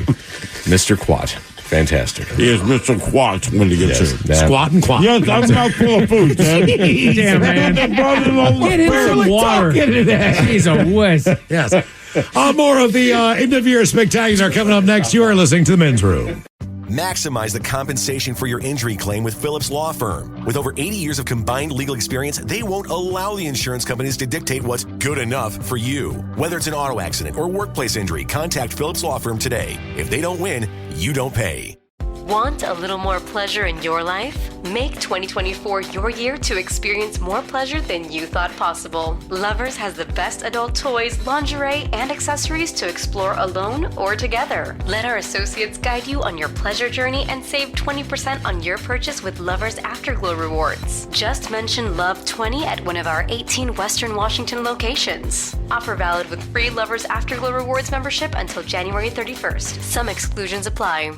I'm Glennon Doyle, author of Untamed and host of the podcast We Can Do Hard Things. On We Can Do Hard Things, my wife Abby, my sister Amanda, and I talk honestly about the hard parts of life. Join us and guests like Michelle Obama, Tracy Ellis Ross, and Brene Brown as we have refreshingly honest conversations. New episodes are out every Tuesday and Thursday, so listen to and follow We Can Do Hard Things, an Odyssey podcast, available now for free on the Odyssey app and everywhere you get your podcasts. Let's be honest, preventing pregnancy is a pain. Whether you're picking birth control up every month or running to grab Plan B, it costs too much time, money, and effort. All while your partner gets to go about their day uninterrupted. WISP is changing the game. At hellowisp.com, you can get the reproductive care you need without stepping foot in a doctor's office or waiting in line. Have birth control delivered on your schedule and get emergency contraceptive before you need it. Use code CARE, C-A-R-E, at hellowisp.com for 15% off your first order. That's hello-wisp.com and have it delivered for free. Maximize the compensation for your injury claim with Phillips Law Firm. With over 80 years of combined legal experience, they won't allow the insurance companies to dictate what's good enough for you. Whether it's an auto accident or workplace injury, contact Phillips Law Firm today. If they don't win, you don't pay. What's up? It's your boy, the Ted Smith from the Men's Room. And did you know I have a podcast? Well, I do. The Podcast. New episodes uploaded every Wednesday on the Odyssey app. The debauchery rolls on. You're listening to The Men's Room with Miles and Thrill. 99.9 KISW. Yes, the Men's Room end of year spectacular. Still to come, we have every miss from Ted versus the FCC. An end of year sit and spin, so Indeed. to speak. Oh, Yes. yeah. As we go back in time to some of the better moments from 2023, Mike, where are we headed next? So every miss from FCC is coming up momentarily, but now we have reached that time. We take so many calls throughout this year, and it's hard to nail it down to one. You guys might remember we launched a TikTok this year at Men's Room Live on TikTok. If you're not on there, yes, we did. I'm glad you're keeping up with it, Steve. Thank you. Yeah, I have so no idea. We did put a few cameras here in the studio. I'm still working out some of the kinks on that. I want to make sure that I'm getting the right angles, getting the right content, and I'm still dialing that in. But we did launch a handful of videos out there. But there was one that did far and above, better than any other one that we have done. Right? It was absolutely a caller. This has won Call of the Year because it was also the most viral TikTok that we have had on our page yet. So now we'd like to award our friend Beverly the Caller of the Year. All right, Beverly. Awesome. Let's go back in time. Hello, Beverly. Welcome to the Men's Room. Hola! Hola! So, Alex kind of freaked me out because I actually just had my first son, and he was huge when he was born, and now I'm worried that I'm going to have a 6'11" son. How huge was he? He was 9 pounds when he was born, but he has rapidly grown. So he is 9 months old, and he is 29 inches long, and he weighs 31 pounds. Does he just scream things like, "Get me a bucket"? Yeah, if he could talk, he probably would. I was 9 pounds 11 ounces. My mom always joked that I wrecked her, but it was all your head. Right? It was. I had a big if head. you want me to be honest, I did it. I did, and I'm all right. No epidural. No. You did not do an epidural, and you gave 9-pound baby. No. So actually, the story goes is I talked a lot of crap. So I'm a waitress, and I talked a lot of crap to all my customers. I'm going to do it. I'm going to do it on my own. No, I was about maybe 10 minutes into my labor, and then that's when I decided that was not going to happen. I was in labor for 36 hours. Ooh, oh man! How long through your pregnancy did you continue to wait? So, in other words, when did you stop working? 5 days before he was born. What did you say? 5 days? Now, did you ever just hang an unlit cigarette out of your mouth or anything to mess with anyone? No. I grew up in the South, and I have a work ethic, and it's just me and my husband. We don't really have a lot of support. I would have to think that your tip percentage increases during this time based on your circumstances, right? Oh, absolutely. Yes, my customers and my regulars was very, very good to me. Yeah, I would be too. You need them now. Yeah. Now that the kid's out, you still need that. Mm-hmm. They do not get cheaper. That is for sure. Yeah. So you said your kid's 9 months old, 31 pounds? Yes. Is his dad big? Daddy is 6'1", and my father is 6'7". Oh. So that was, you guys were talking about all that stuff. I was like, and I was coming up with all this stuff about how I'm not like my family, because I am definitely the black sheep. But I'll start with, I am the most academically successful of my family, but I'm also the only criminal. I have been arrested 16 times. What? 16 times? Where did you live, Louisiana? 3 felonies. For what? Beverly used to like to drink a lot, and I was the bartender in downtown Seattle. I probably served one of y'all at one point. And I had a problem keeping my hands to myself. As far as getting into fights? Fights and, just starting crap with people or getting mad and destroying things. A lot of stuff there. There's no way I ever went to one of your bars, because I'm the kind of guy you'd have punched. How many nights would you say you spent in jail? Oh, overall in total, over 3 years. 3 years. Wow. Oh, yeah. When was the last? And actually, one of the biggest stories was, so the last time I was ever arrested, I'm sober almost 4 years because, unfortunately, I just can't drink. I'm just not a good drinker, y'all. We believe you. I tell you, man, I used to be fun. I really was. I used to be fun. Every parent says that. We know. Yeah. Well, the last time I got arrested, it was because I had moved out of Washington 5 years prior, and I came back thinking nothing of it. And I'm standing at the bus stop, and I'm smoking a cigarette and, kind of just doing my thing. And all of a sudden, this police officer walks up to me and tells me he needs to give me a ticket for smoking a cigarette at the bus stop. Now, I'm not thinking anything of it. Whatever. Right. Yep. And not only that, I was so stalked. I didn't care.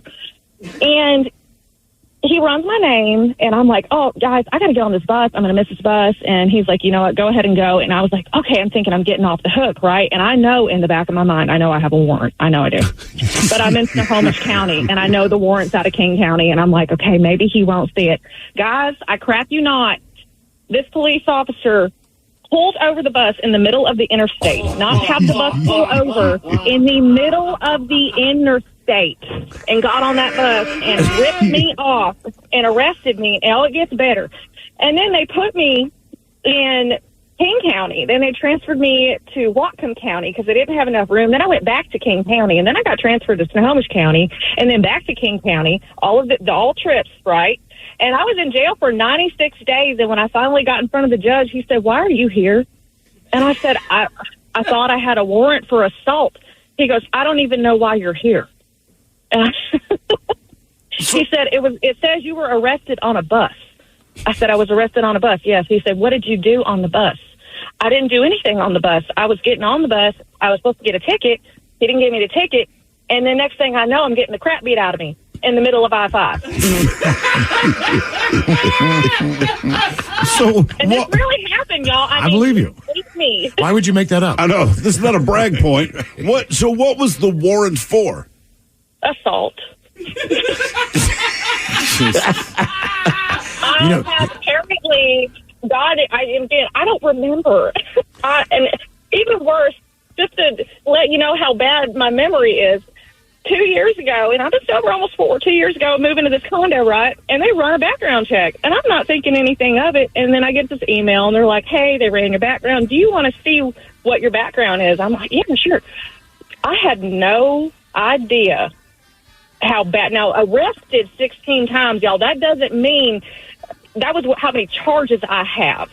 I've been put in cuffs more than that. You know, we love you very much. You might be If you have felony convictions, you should worry about that background check. And one quick question. I couldn't believe they let me move in. Hey, Beverly, before we let you go, because we got to take a break, but first of all, call back anytime. But also, are you a redhead? She is. Somebody asked. All right, so somebody's been to your bar and knows it, just so you know. Okay. I like Beverly. You're still willing to deal with redheads. Oh, yeah. Like a live grenade in your living room on your coffee table. She was fun. It's perfectly fine. She was awesome. There's nothing wrong with this live grenade. As soon as I found her in the screening call, I was like, this is gold. She's going to be so much fun here. Where are we headed on our end of year spectacular? We're going to crack open the vault one more time. We're going to go all the way back to 2010. One of the original Men's Room Award calls. It's one that we got to play every year. I always love this because it's 13 years. Yes. The difference in our voices when I listen to these clips, I'm just like, oh my God, I got to quit smoking. It's everyone's favorite. Donovan did not know Thrill was black. Oh, let's go back in time. Time. Hello, Donovan. Welcome to the Men's Room. How you doing? Hola. Hey, I just wanted to say, man, look, I can understand that you have a game called, Ghettopoly, and you have the other game called Redneckopoly and all that stuff. I get it. But being an African-American, hearing you say Ghettopoly is kind of on the fence. You know what I mean? I listen to you guys' show all the time, but it gets a little much when you start throwing the N-word around. You know what I mean? I hear you, but I will say this. It is absolutely on the fence, but there's two ways you can look at this, and I've taken my own path on this, and true, it's for anyone. The one side says, look, if everyone just stops saying that the word goes away, and in my experience, that is not even remotely close to being true. So I feel like I'm going to step in reality with that. That's my position on it.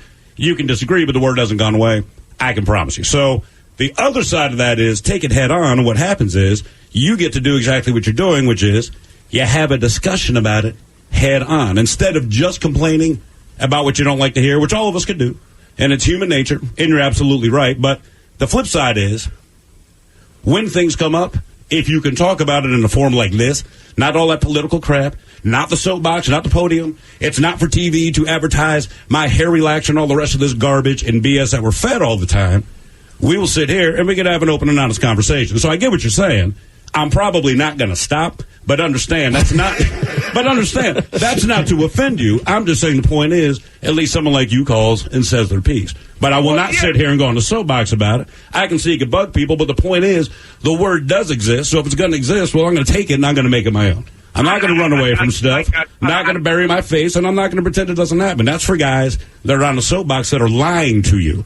But that's not the position we're in. That's not something we enjoy people doing to us. So instead of insulting people's intelligence and tiptoeing around the word, because to me, there's no difference between saying N-bomb. If you said N-bomb, well, the implication's already there.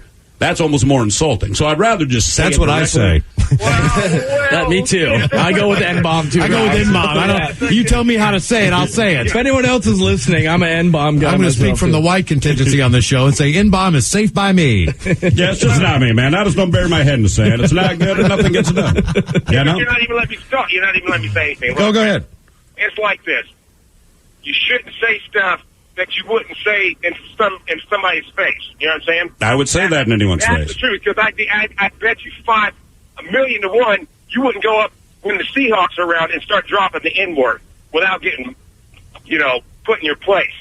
So, why would I drop the N-bomb as a black guy anyway? I'm a black dude. Why would I say it?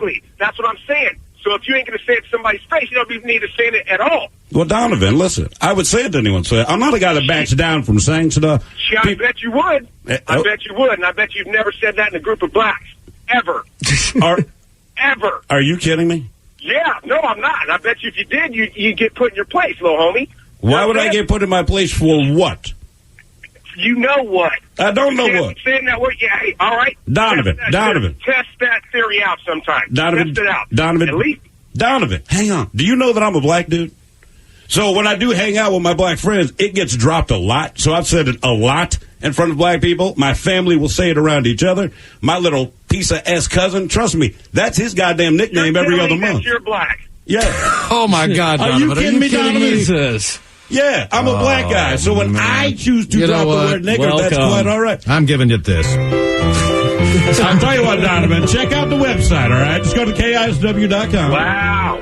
So here's my other problem. When people pass judgment because of my voice, because there's some assumption that a black guy's not supposed to sound bright, that's another problem, too. No one's saying you sound bright. You see what I'm saying, man? No one's saying you sound bright. You know, that's a fine point. I just sound white. I just realized from that call that Steve is actually black. Oh, my God. I did not even know that. You see me every day. I'm colorblind, Steve, so I don't know. Idea. I did not know that. Yeah, that's the only thing that irritated me about him. Like, wait, because the way I speak, you don't think I'm black? This explains the large penis. Understand how it works, man. VD back in I'm not studio. worried about any of this. What's What up, do you VD? want? Well, I think I told you this when I first started here. VD is Hispanic. See, when I was listening to the radio station and Sergeant Hair Club, Dave asked me to do a lot of research and tell me what I thought about the radio station and blah, blah, blah, blah. And I was talking about the show. I did not go to the website because I didn't want to be biased by knowing who you guys were or what you looked like. Oh, thanks. And I remember telling Steve Thrill specifically, I said, man, in the 2 months leading up to me getting this job in 2013, I had no idea you were black. I thought you were some fat Southern guy from Alabama. So here's the only thing I say to anyone. One, why does it matter? Then you're always met with silence. I know. But it's perception. I'm not putting I work in you audio. on. It's That's what I'm perception. saying. Yep. And by the why? way, that's the most concise you've ever been and kept it together and didn't ramble on. So we're going to move on. We're going to move on. One of the I cannot greatest believe segments. how short Rob. that was from you. You're welcome. That was amazing. I didn't mean. Did I cut you off? I'm bad. No, you're All good. right, okay, No, good. you're good. One of the greatest and longest-standing segments that we have on this show comes every Friday. It is when Ted reluctantly takes on the FCC. Oh, no. I don't know why you keep this fight alive, Ted. I know. Oh, it's like, please, God, can we do it? Can we just keep on going on this one? So, Ted, for this year against the FCC, your overall record. Congratulations, you came out on top again, sir. 18-14 against the FCC. But we're not here to talk about the We wins. changed the rules on. We did. If he didn't get it right on a couple of them, we just kept giving it to him. You changed the rules on it.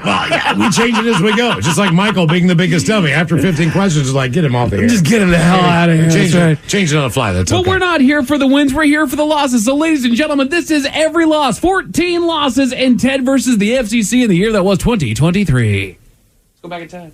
Yes. Time. Peter Willie is a proper wussy petter. But Peter pets your wussy better.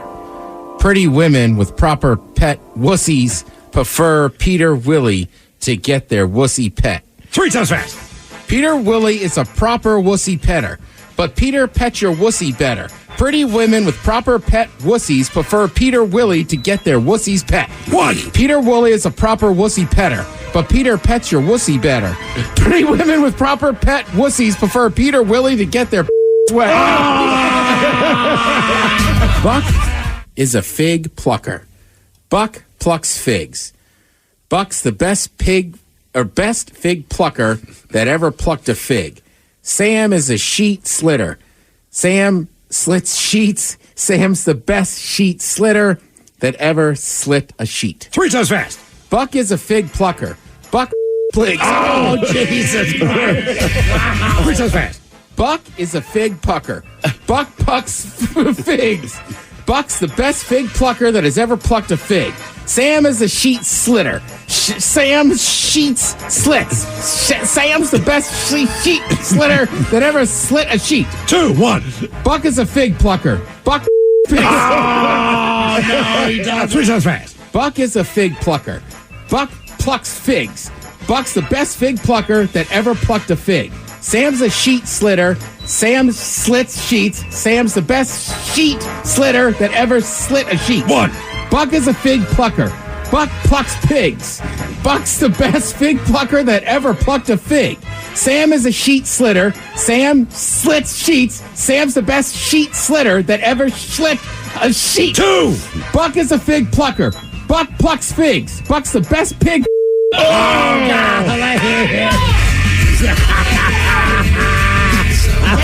Three times fast.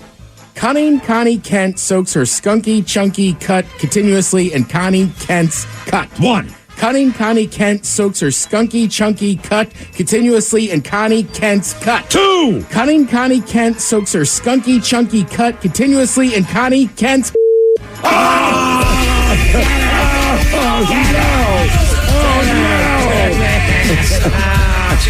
The fluffy, frustrated fig plucker plucked figs while smoking quality kumquat keef with quicker, quarreling Kiefer Sutherland. 3 times fast.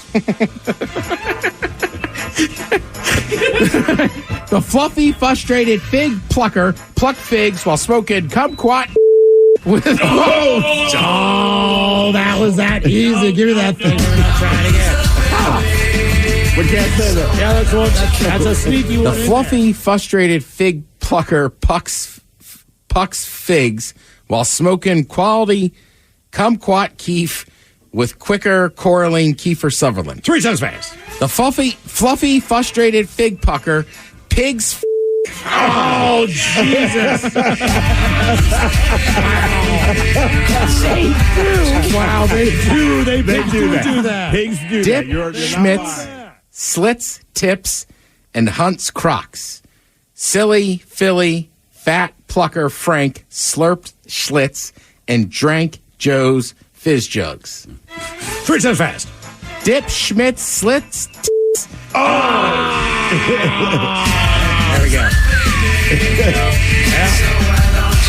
That's a weird fetish to have. Don't do that to those. Keep that one in I the know. old, Leave them alone. 3 times fast. The cat punt can't cut punts. The punts can't cat putt cuts. The pants can't cut packed putts. The putts can't or cat cut can't putt. Go butts. 1. The cat punt can't cut punts. The punts can't cat putt.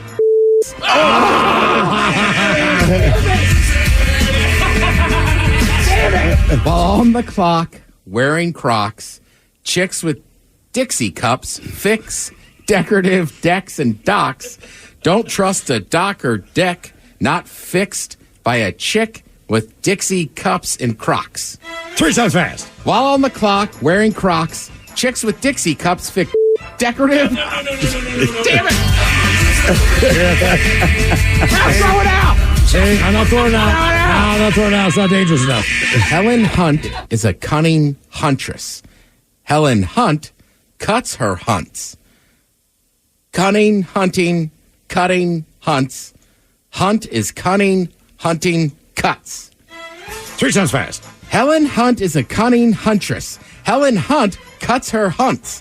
Cunning, hunting, cutting, hunts. Hunt is cutting, hunting. Oh! 3 times fast. Helen Hunt is a cunning huntress. Helen Hunt cuts her hunts. Cunning, hunting, cutting, hunts. Hunt is cutting, hunting, cuts. 1. Helen Hunt is a 3 times fast. Helen Hunt is a cunning huntress. Helen Hunt cuts her hunts. Cunning, hunting, cutting, hunts. Hunt is cunning, hunting, cuts. 1. Helen Hunt is a cunning huntress. Helen Hunt cuts her hunts. Cunning, hunting, cunning, hunts. Hunt is cunning, hunting, cuts. 2. Helen Hunt is a cunning huntress. Helen Hunt cuts her hunts. Cunning, hunting, cutting, hunts. Hunt is cunning, hunting. On the clock, wearing Crocs. Chicks with Dixie cups fix decorative decks and docks. Don't trust your dock or deck not fixed by the chicks with Dixie cups and Crocs. 3 times fast. While on the clock, wearing Crocs, chicks with Dixie cups fix decorative and docks. Let's be honest, preventing pregnancy is a pain. Whether you're picking birth control up every month or running to grab Plan B, it costs too much time, money, and effort. all while your partner gets to go about their day uninterrupted. Wisp is changing the game. At hellowisp.com, you can get the reproductive care you need without stepping foot in a doctor's office or waiting in line. Have birth control delivered on your schedule and get emergency contraceptive before you need it. Use code CARE, C-A-R-E, at hellowisp.com for 15% off your first order. That's hello-wisp.com and have it delivered for free. Imagine the relief of securing fair compensation for an accident you were in, where the insurance companies aren't dictating what's good enough and your injuries and suffering are truly acknowledged. Whether it's an auto accident, a workplace injury, or slip and fall, Phillips Law Firm has dedicated over 2 decades to ensuring their clients receive the rightful compensation and attention they deserve. Call 1-800-JUSTICE today or visit justiceforyou.com. If they don't win, you don't pay. Phillips Law Firm. Justice for you. Want a little more pleasure in your life? Make 2024 your year to experience more pleasure than you thought possible. Lovers has the best adult toys, lingerie, and accessories to explore alone or together. Let our associates guide you on your pleasure journey and save 20% on your purchase with Lovers Afterglow rewards. Just mention Love 20 at one of our 18 Western Washington locations. Offer valid with free Lovers Afterglow rewards membership until January 31st. Some exclusions apply. 99.9 KISW. The shenanigans continue. This is the Men's Room with Miles and Thrill. Thank you for joining us for the end of year spectacular here in the Men's Room. Okay, so the shot of the day is coming up. Actually, we have a shot of the day that is from the past, as we'll go back in time on the shot of the day. Yes. I think we've toasted enough as far as Coats for Kids, BJ, and all that. We've kind of taken care of that, but we had an iconic shot of the day this year. Did we? Yes, we did. Are you sure? Oh, yes. I don't believe you. Like Donovan, this will be played for years to come. Indeed. But in the meantime, just so you know, if you happen to be on the Odyssey app, we have a thing called the Men's Room Radio channel. So, in all honesty, we have a lovely employee that we've worked for a number of years named Leslie, and she handles She's fantastic. a lot of the things that go down on the Odyssey app, and she's in charge of a lot of the stations. So if you want to go there and listen to nonstop Christmas music, if you want old school country, if you want rap, if you want hip hop, she puts together a lot of those channels. They're all there. So she asked us if we would like to do a Men's Room radio station.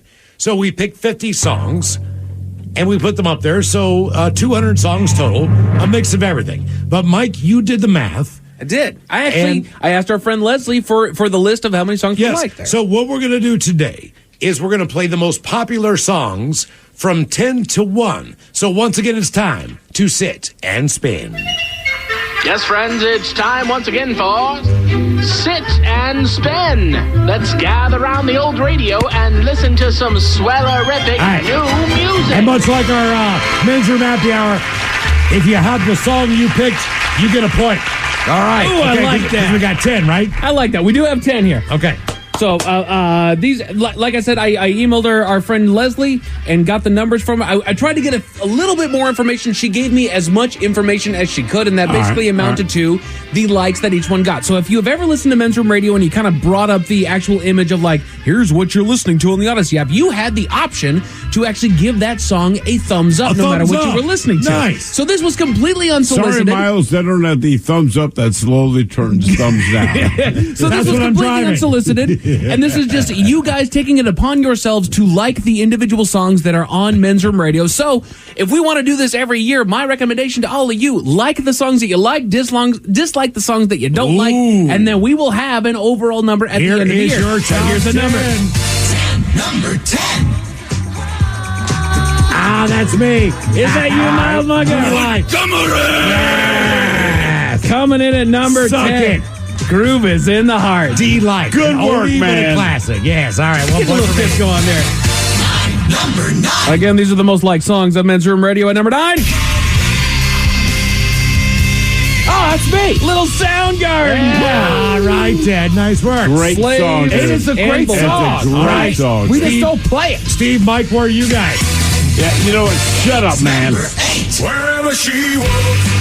That's where I am, Miles Montgomery. Mike in the Hunt. with 1 point. Volbeat's Lola Montez. I love this song, dude. You're Apparently, a lot of people do. I'm a Volbeat guy. Hell I will say, Volbeat, if you've never seen them, go see them in concert. Yes. Dude, it's a great show. Yes. Great show. The most liked song Number 7. of Men's Room Radio, number 7. Oh, there's another one from Miles Montgomery. People like the disco, baby. People do not like what I like. This one's tough too, though, because everyone in this room likes disco. But Miles put it on there, man. That's all. right. And I think you're right, Ted. I think everybody in this room put some sort of disco on the list. And why wouldn't you? Why wouldn't you? Why didn't disco come back? Why is everybody so mad? I don't know. Like, bring disco back. Because of Steve Dahl. These are the most liked songs of Men's Room Radio, number 6. Number 6. Volbeat's back from the dead. Really? You get another point? I will say this, Mike Hawk? This song is so badass, dude. Yes. When they hit the chorus, I'm like, this is the coolest tune ever. Yeah. So, you know, when it comes to songs that are played over the air, sometimes it's mostly the singles, the ones that the bands themselves, the record labels kind of tell you, like, these are going to be the good songs. And we always kind of like to find the songs that aren't that. Yeah. When this song came on with the album, it's the title track of this album. Dude, I could not stop just rocking out to this song. Yes. I mean, I had never heard it before. Mike put it on the radio show, and I'm like, every time it came on, I want to throw up the double horns and rock the F out. These are the 10 most liked songs from Men's Room Radio in 2023. Number 5. They say the harder rock and roll is the beating. Really? All right, was this me or Miles? That was me, baby. Oh, damn, you were up 2-1. Harder rock and roll. Wow. And Huey Lewis is a friggin' god, Did dude. you put in songs? You know what, Ted? Zap. I'll punch you off air. So Man, You've been stung on the buzz. So, I got punched on the buzz. and I will say, in the early days of when I was getting vinyl, I was scrolling through and I found "Sports" by Huey Lewis in like a what a great amazing album. Dude, Fantastic that album. album is Yeah. so yes, popular. then I'll put it on music. Just nobody likes what I The listen top to. 10 most liked songs on Men's Room Radio in 2023. Number 4. Right, that's me. Who's going to be the next program director in Odyssey? That's me, Ted Smith. Oh, this wasn't me. You put "When It Rains, It Pours" on there. I got some beer never broke my heart, baby. Oh man! So you're up with 4. Oh, Luke Combs, "Beer Never out Broke of the My top Heart," dude. 10. That's a great We damn gotta go song. see him again. Okay, got to get you a different position in this company. Damn straight. Number 3. All right, is that me? That's Ted Smith, baby. Ted Smith. All right, Ted. That's 2, right? 2. Yeah. Okay, we're tied. I Good got work, nothing. Ted. I have nobody likes what Which I is like. odd, because sometimes when we listen to it in the office, I have asked you multiple times, and you're like, it's Fishbone, or it's, who's your other favorite band? Ted, I appreciate And I like that. those songs. None of our listeners like what I like. That's what I'm finding out now. These are the top 10 songs from Men's Room Radio at minutes number 2. Number 2. That's you. No way. Dude, No way. I will say Blue this. frickin' suede. Damn straight blue Get the hell freaking outta suede. here. Dude, you guys remember we actually played this on a Positive Is Friday this one because day. of Guardians of the Galaxy, maybe? Honestly, it might have been a little bit of Guardians of the It Galaxy. doesn't make no, the you know song what? better. It was before I Guardians know. of the Galaxy. We played it on a Bad Choice Friday one week, and I loved this song so much. There was another Positive Friday where I was jamming out to the song. Even Ted came in and was like, Mike's actually legit liking this blue suede song. Like, it became a thing for a hot More minute. so there. than B.J. Thomas. Yeah. Okay. I like All this one a We'll little go bit back more. to Super Sound, These are the 70s. These are the most liked songs of Men's Room Radio. We will play you number 1 as the last Bad Choice you Friday tease. of the year. You tease. Is it All right. drinking time, It maybe? is just about to be drinking time, and like we said, we do No have. one likes my music. I'm sorry to say, no, you didn't have any That of the top is 10, what I Steve. discovered, yeah. I like what I like. You hate it. Sorry. Which is Are we ironic. doing one more call before we get to drinking time, or we? No. We're going to go right into drinking time here because the time is right, and it did take a little bit of time because we are going to go back in time into a shot of the day that we had earlier this year, and it was a very our hearts were in the right place, but unfortunately, we got a little bit of a. I say what you're going to do. Okay, you know what? Yes, yeah. You know what? Have we made it to drinking time? Somebody out there deserves to be recognized. That's what I was waiting for. And the men's room knows just who it is. All the benchmarks are. So to you, we say, we got it in the bottoms clip. up, sailor. Bull crap before it. You're the toast of our shot of the day. Drinking time it is, as usual. We head to the drink desk with Steve the Thrill Hill, as today, for the first time ever, we go back in time on the shot of the day. Indeed. We're going to hear some prod again. Let's go back in time. I don't like this already. Somebody out there deserves to be recognized. And the men's room knows just who it is. So to you, we say, bottoms up, sailor. You're the toast of our shot of the day. Drink time it is, as usual. We head to the drink desk and Steve the Thrill Hill to find out who we're toasting. Yes, indeed. And today, first of all, just a quick shout out to one of our fans who recently passed. One-Eyed Dave. Say that one more time, please. One-Eyed Dave is a listener of ours that recently passed. He's been a loyal listener to the show for a long time. So first, I just want to do that tribute. But today, we toast... That was so smooth. I'm so sorry. I had to dump it. I totally you dumped it. I dumped it. Yeah, oh, God. I'm just saying, like, we are not laughing at the situation. No, we're not this laughing. This is like the worst shout out that we've done in a while. I know. So sorry. And we just got a text from our buddy. Right, we got who has that name. And I literally just read his text before I got it. Jeez.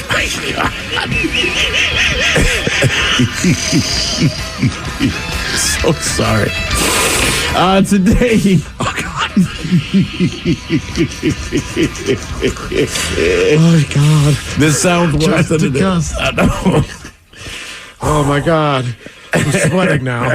Jesus. Do you have a towel? My bad, man. Oh, my God. Today we toast 38-year-old Hugh, a manatee at the Moat Marine Laboratory and Aquarium in Sarasota, Florida. Now, he'd been a resident at the aquarium along with his brother, Buffett. Sadly, Hugh recently died unexpectedly. Now, officials found him unconscious at the bottom of a pool. They performed an autopsy and discovered that Hugh had a 14.5 centimeter, almost 6-inch tear in the ventral walls of his colon. So how did that happen? Ladies and gentlemen, I'm not going to sugarcoat this. Hugh died after his bigger brother Buffett sodomized him all day. That's not a joke. Officials called it, quote, high-intensity sex. Some people call it pushing the trolley, shuttle docking, or exit pulling. Call it whatever you want, but Hugh died of injuries from anal sex with his brother. Now, whatever might be going through your head, I do want to say the one expert did put it best. He said, quote, manatees are not meticulous about who the partners are. Apparently, not meticulous. So, as the story goes, Hugh and his brother Buffett, they were manatees at this aquarium. They knew that it was quote-unquote mating season, whatever the case might be, so they get a lot more aggressive.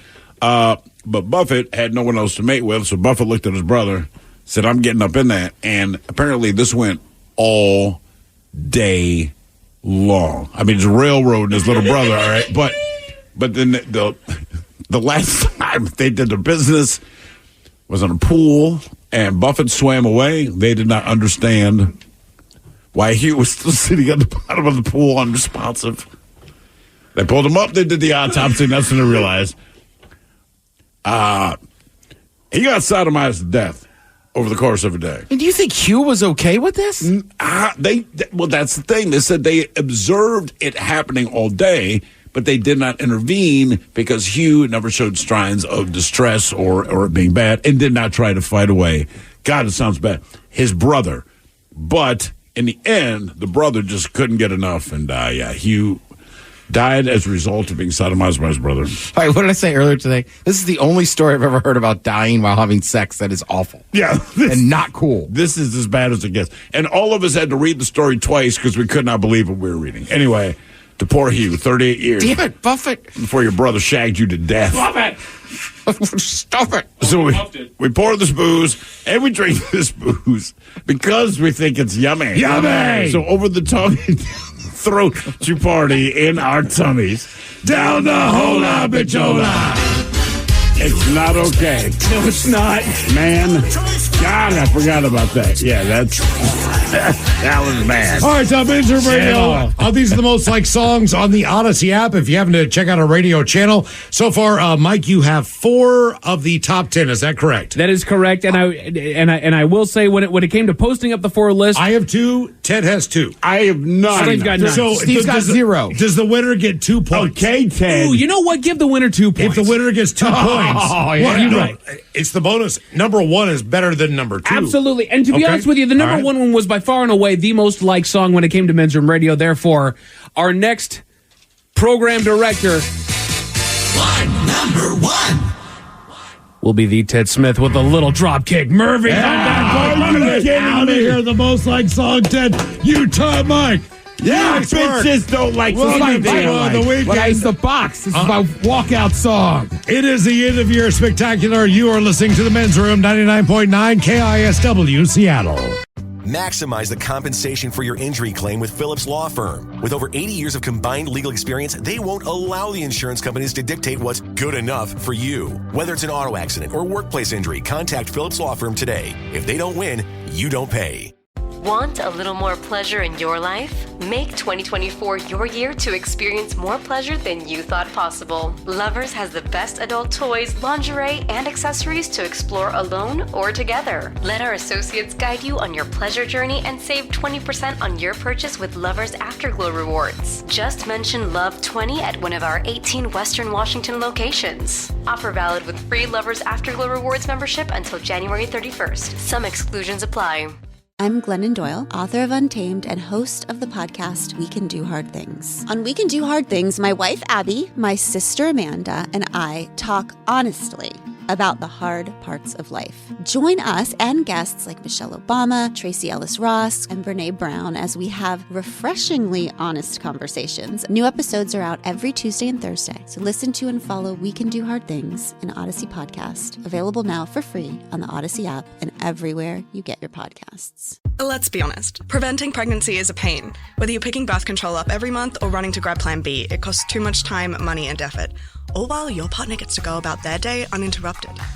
WISP is changing the game. At hellowisp.com, you can get the reproductive care you need without stepping foot in a doctor's office or waiting in line. Have birth control delivered on your schedule and get emergency contraceptive before you need it. Use code CARE, C-A-R-E, at hellowisp.com for 15% off your first order. That's hello.wisp.com and have it delivered for free. Want a little more pleasure in your life? Make 2024 your year to experience more pleasure than you thought possible. Lovers has the best adult toys, lingerie, and accessories to explore alone or together. Let our associates guide you on your pleasure journey and save 20% on your purchase with Lovers Afterglow rewards. Just mention Love 20 at one of our 18 Western Washington locations. Offer valid with free Lovers Afterglow rewards membership until January 31st. Some exclusions apply. What's up? It's your boy, the Ted Smith from the Men's Room. And did you know I have a podcast? Well, I do. The Podcast. New episodes uploaded every Wednesday on the Odyssey app.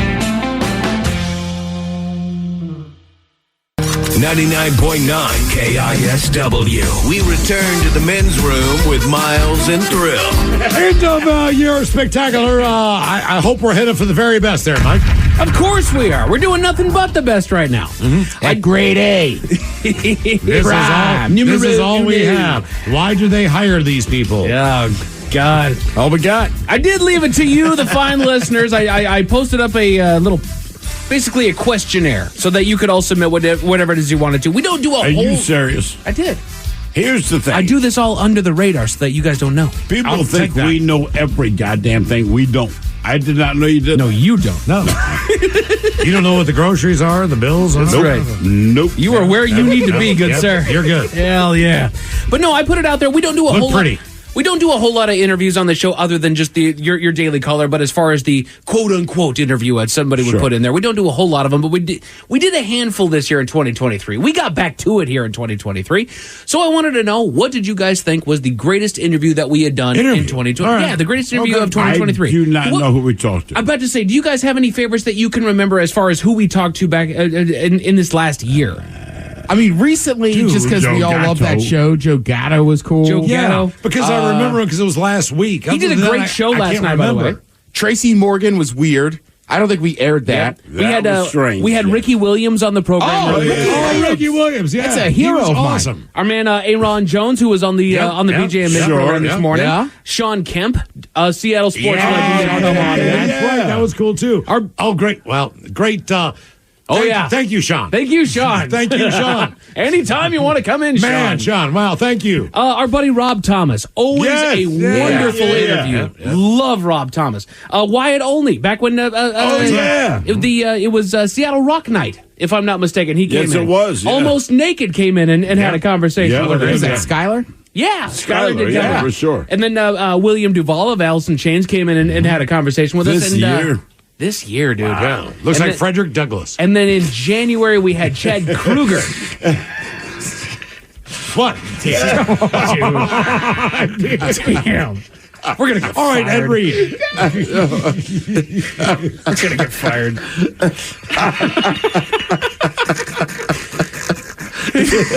But he does. You're not wrong. Joke will be a joke, but funny. Chad Kruger called us back in January. All right, great. Cool. He's one of the sweetest humans alive. Who is it? This is the number one interview of the year. It was undisputed. Everybody called in. He had called in on BJ and Mick early this morning. I can't play the full interview because we're going to be here until tomorrow. Craig Gass jumped in and joined us on the program. Time. Craig Gass in the studio. How are you, sir? It's been a long time. I'm doing great. I'm excited. In all the years I've been listening to this show and even getting my start here at the station, I've never been in the studio with you guys. So I'm excited to be here. This is the first time you've ever been in a studio with us. With you guys. Get out of here. Yeah, we used to lock the doors and tell them not to come in. I thought we said we had a no Craig Gass rule. It's in our contract, for God's sake. Man, we haven't seen you in a long time. What's news? I know you're a world traveler. Anytime I see you on social media, you're always hopping from town to town doing the tour and stuff. What's been going on? I just flew in from a KISS concert. I had my wristband. I was at a KISS concert in Austin, Texas last night. I am doing a very unique comedy show this Sunday. I haven't done a show here in Seattle in 4 years since I did a show. I did a couple of nights at Clearwater Casino. This Sunday at the brand new comedy bar in Capitol Hill, I am going to do a show the night before KISS does their final show ever in Seattle. Yeah. I'm going to do a 1 hour show where I'm just going to make fun of KISS for an hour. It's the entire time. The whole show is just making fun of KISS. But they make it easy. And listen, I'm going to the show. I'm going to try. I'm getting off a plane. I got you a ticket. So it's there if you need it. Plan on going to the show, grew up a KISS, all these things. They are very easy to make fun of. Like, I will always protect. It's like busting down your own sibling. Yes. Like, you can't crack that joke. I can, because I actually do respect them. But my God, there's so much fodder. That said, how was the show? Because a lot of, as these guys get old, and these guys are legitimately old now, you know what I mean? They're in mid-70s, wearing all that stuff, acting the fool. What's that, 30, 40 pounds worth of crap on? How do their voices sound? They sound amazing. Really? They sound incredible. And I did notice right before he went on stage, Gene was just sitting quietly outside his dressing room door, and he wasn't talking. George Lopez was standing in the hallway, and George goes, did you see Craig? Did you talk to Gene? I go, I don't want to bother him. And he goes, Gene, look who's here. It's Craig Gass. And I go, hey, man, I don't want to bother you, buddy. And he goes, come here. Come here. And then he stood up, and he hugged me, and he patted my head, and he said, you're a good boy. Jesus. Full makeup? That's years and dude. In full makeup? In full makeup. Okay. I have a history with that guy. Yeah. So, and it's weird because it all ties into KISW. I started working on the morning show at KISW 30 years ago. I started working with Bob Rivers. What was Bob Rivers? It was Bob Rivers, and that was Bob's. I would do voices on Bob's show. And then years later, I moved to New York, and I ended up on the Howard Stern show. Howard Stern ends up being the morning guy here at KISW. Right. And I'm doing voices again. At that point, I am doing some dark dark stuff. I remember at that time, I was doing this piece. Oh, man, this is really dark. I did this impression that every time a bad person died, someone we could all agree. Okay. Like, we would all be on the same page. That's a bad guy. Like, you can tell it's 2023 because now we have the caveat. We all agree. You know, back in the day, you look after that guy. All right. So, for example, Jeffrey Dahmer. Sure. That we can all agree, not a good person. And when he died, I think I was the only person on planet Earth getting a pen out, writing jokes. And the next morning, I would call in as Sam Kinison, calling live from the gates of hell with Jeffrey Dahmer. Hey, guys, this is Jeffrey Dahmer. No, I'm sorry, this is Sam Kinison. I'm down here at the gates of hell giving you a live report where Jeffrey Dahmer has just shown up. And this guy's already looking at my ass like it's a T-bone! Oh! It was really, really dark. And then I started doing this impression of Gene Simmons. And it didn't really go anywhere. And we'd have meetings about how do we, it's a good impression, but what do we do with this impression? And then it started becoming this thing that every time we'd have a music guest in the studio, I would constantly interrupt the music guests as Gene Simmons and try to sell them crappy Kiss products. Okay, like Lunchbox. Right. Lunchbox and stuff. In fact, George Lopez said that when he was coming into the building, there were people wearing Craig Gass Sucks T-shirts, which is at my show, and Gene was telling George about, the first time I heard about this guy, my neighbor was Suzanne Summers, and she got upset because she was on the radio talking about, I've been dealing with these serious issues, and I beat it, and at the time she's getting ahead of cancer, and she said, and then all of a sudden they said, hey, we have somebody who wants to talk to you. It's Gene Simmons from Kiss, and I said, hi, Suzanne, this is Gene Simmons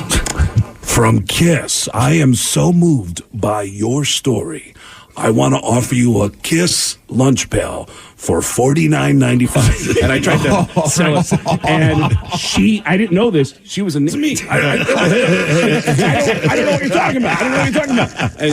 And then this crazy thing started where I was interrupting all the music guests. And then we get one day, our producer walks in the room and says, hey, guys, we got a problem.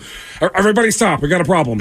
Gene Simmons just walked in the building. He wants to beat the hell out of Craig right now. And I went, he's here. I go, wait a minute. We're not going to let him up here, though, right? We're not going to. Gary, we're not going to let him up to the floor, though, right? And he goes, well, all the security guards are big Kiss fans. I've already let him in without a pass. Mm-hmm. Right. And they just let him in the building. And he walked in.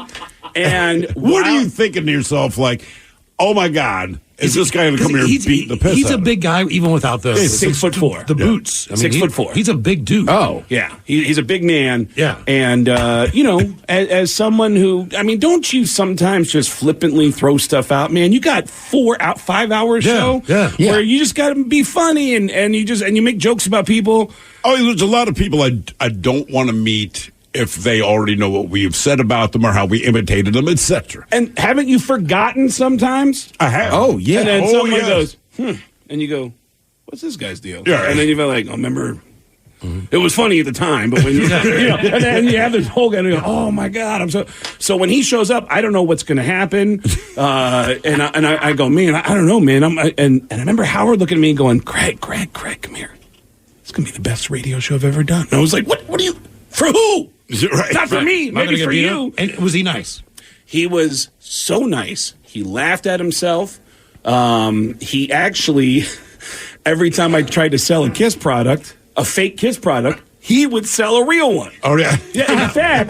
But I've already got that. It's not fake. Yeah, and in fact, some of the, he would try to say something serious, and I kept interrupting Gene and saying, by the way, if I can just stop you for 1 second, if you go to kissonline.com right now, you will see the new Kiss toilet.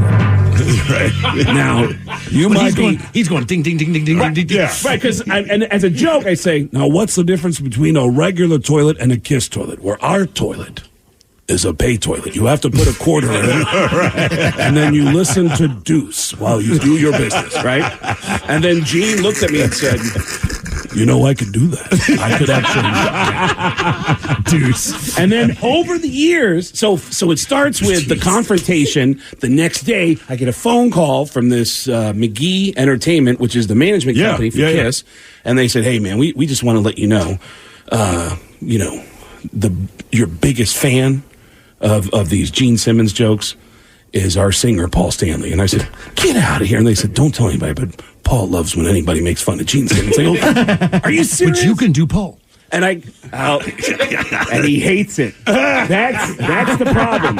Is he hates it. We did a charity event in Detroit 6 months ago, and he said, "Craig, do your impression of me." And I said, "Hey, everybody, this is Paul Stanley." He goes, "You make me sound like I own a hair salon in Long Island." And I was like, "Oh, you what? You don't?" Yeah, I know.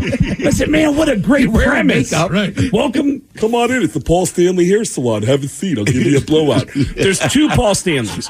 There's Paul Stanley off stage, where as a kid, I really admired confidence. I wasn't a confident kid, and I loved interviews where I saw Paul Stanley. Someone said, "Why is KISS so great?" It's such a softball question. And he said, "You know, a lot of bands are envious of KISS. I'm even envious of KISS." And I'm like, wow, that is amazing. And then there's onstage Paul Stanley, where I saw him say in Las Vegas, touring with Aerosmith, he goes, "All right, people, now listen. You know, I know this town, Las Vegas, is known for its buffets. And I can tell you right now, after this show, I see a lot of people in the front row I really want to eat." Wow. What are you talking about? I brought in my love gun. I saw the same tour 2 months later in New York City. They performed Madison Square Garden, and I go with a bunch of comedians. I bring Jim Norton, and Jeff Ross, and Steve Byrne, and we go backstage. And anyone who works for KISS that walks by, I go, "Hey, did you hear him in Vegas when he said he was going to eat the front row?" 3 different guys that work for KISS said, "Did you hear what he said in Omaha?" You hear what he said in Omaha? I said, "No." "Yeah. Ask about Omaha." And apparently in Omaha, Paul Stanley said, "All right, people, now listen. You know, I know this town, Omaha, Nebraska, is known for its Angus beef. And I can tell you right now after this show, I'm going to want to sink my teeth into some meat." And the whole arena, after applause, went, "What?" And he goes, "Wait, now hold on. You know what I'm talking about. I'm talking about a thigh or a rump roast." And the crowd went, "What?" And then the guitar techs behind the stage were going, "What the hell's he doing up there?" He's just getting lost in the woods. That is the whole show that I'm doing at the Comedy Bar. Craig Gass. By the way, congratulating BJ this morning. Hell yeah. Very cool. Always funny. Yeah, man. Yeah, exactly. Great dude, man. Exactly. Love Craig Guy is Gass. awesome. Guy is awesome. Okay, we're going to crack open the vault one more time, head on all the way back to 2017 to another man who just kind of became an instant classic here on the show. He called in, I forget exactly what the prompt was. What do you mean? He called in, his family fell on hard times, and he had to find the orange peel guy? This is the orange peel guy. Here we go. Oh, no. Go back in time. Time. The best way to explain exactly how broke I was blank. Hello, John. Welcome to the men's room. Hola. Hola. Yeah, I was in grade school, and we took a field trip to go swimming, and the other kids packed lunches or brought money to buy snacks. I didn't have any money, didn't bring anything, so I ended up eating orange peels. Damn, man. Orange peels. Oh, man. Now, I feel bad laughing. Now, how old were you? I was about 8. You were 8, so you're like in third grade, man. Yeah. Oh, man. Yeah, and it's to this day, when I peel an orange, I have to get all that white crap off it. I can't eat it. I bet. Just because you're so used to eating the peels with the white stuff on it for lunch. How hard was it to eat orange peel? Because if they were super edible, no one would peel them off. I was so damn hungry, I didn't care. I probably would have ate burgers. I mean... And your mom, don't throw that tissue away. And let me get it right. Your mom probably had like 3 cartons of smokes on top of the refrigerator. Beer at all times. Oh, yeah. My dad thought it was a great idea to buy a tavern, but he was an alcoholic. Oh, man. Well, it's hard to make money if you're drinking it. Wow, man. Well, I'm glad you came out all right. Do you have any brothers or sisters? Oh, yeah. Did they eat orange peels, too? I I didn't hear about any orange peel eating from Mal. But they had to be hungry too, right? So I'm sure they improvised. You weren't the only hungry one. No. They're all hungry, right? They're all hungry. That's fantastic. I would have sucked the taste out of the toothpicks you jabbed through a sandwich. Orange peel. I don't want to laugh. I feel terrible laughing. Like, oh my God, man. I mean, just imagine a teacher being like, "What are you eating orange peels?" That's all I got, man. That's all I got. Oh my God. I stole off a band truck. I feel so bad laughing. I really should not laugh. That's not funny. Well, you know what? It's at least it's all natural fruit. Let's be honest. Preventing pregnancy is a pain. Whether you're picking birth control up every month or running to grab Plan B, it costs too much time, money, and effort. All while your partner gets to go about their day uninterrupted. Wisp is changing the game. At hellowisp.com, you can get the reproductive care you need without stepping foot in a doctor's office or waiting in line. Have birth control delivered on your schedule and get emergency contraceptive before you need it. Use code CARE, C-A-R-E, at hellowisp.com for 15% off your first order. That's hello-wisp.com and have it delivered for free.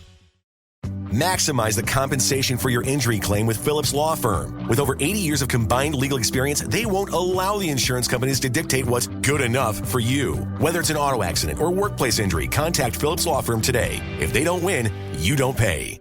Want a little more pleasure in your life? Make 2024 your year to experience more pleasure than you thought possible. Lovers has the best adult toys, lingerie, and accessories to explore alone or together. Let our associates guide you on your pleasure journey and save 20% on your purchase with Lovers Afterglow rewards. Just mention Love 20 at one of our 18 Western Washington locations. Offer valid with free Lovers Afterglow rewards membership until January 31st. Some exclusions apply. 99.9 KISW. ACDC on the rock. Yeah. By the way, KSW, one of the first stations in the United States of America to play ACDC. That's damn right, man. Back in the day. That's because Australia's so close. Well, right. You know what? They're like whatever. our neighbors. You know what? Hawaii, So Australia. what? So what? You're right. Yeah, it's right there. Why would we play it? Damn right. All right, so we're not that great. No, I can just say that, right, Australia's so far from here. Yep. We have end of year spectacular. We, I guess you've got this thing ending on a high note. Correct, because you know what? You always end with the MVP. You always end with the greatest that you've got, and it is time for the 2023 MVP award, and that goes to one of the greatest. Teeny Tiny Mouse Guy. Guys, Happy New Year. Thank you so much. Love you. Appreciate it. Merry Christmas. For better or for worse, what trait did you inherit from your parents, and what trait of yours do you hope to not pass down to your kids? Hello, Sam. Welcome to the men's room. Hola. Hola. All right, Sam. So what did you inherit from your parents? Well, it doesn't sound as bad as the last guy I had, but I got crooked teeth, and I also hate my freckles. Freckles? Who's got freckles, your mom or your dad? Mostly my dad. Okay. Are they all over the place or just your face? Pretty much everywhere. I have a nice tan line, so just on the backs of my hands and my forearms and face, mostly. Well, are you a ginger? No. You're my not? brother's ginger, but I'm not. So what are you, like a blonde? Like Sandy Brown? You're basically brown. a redhead. That's what it is you're just getting that. You're getting the skin from your dad. Captain Freckles. Do you say the crooked teeth as well? Do you burn easy? Oh, yeah. All right, I think that's the redhead gene in you, even though your hair's not exactly red. Well, it's the Irish anyway. It's Northern European, at least. Yeah, because they don't see the sun much. But you said you also have the crooked teeth. Yeah, well, in counting baby teeth pulled, I've had around 14 teeth pulled growing up, so I got to avoid braces, but... No, there's nothing left to put the wires on. Did you say counting baby teeth? Yeah, I had to have baby teeth pulled out, and then they pulled out some of the adult teeth underneath them as well. Were they just too many teeth you had in your mouth? The right amount of teeth, just my mouth wasn't big enough for them all. I mean, I have a full smile now. There's no gaps. It's just, it worked out well. You got a tiny little mouth. So wait, how many teeth do you have in your mouth? I don't know. I mean, that's plenty, it seems. Do your teeth? Do people? Are you? I mean, has anyone? No one's ever going to talk about your teeth. That's one thing that people really don't like to touch on as far as any kind of hygiene thing with someone else. Well, when I mention it, people say my teeth look nice. So. Have you had any work done to them?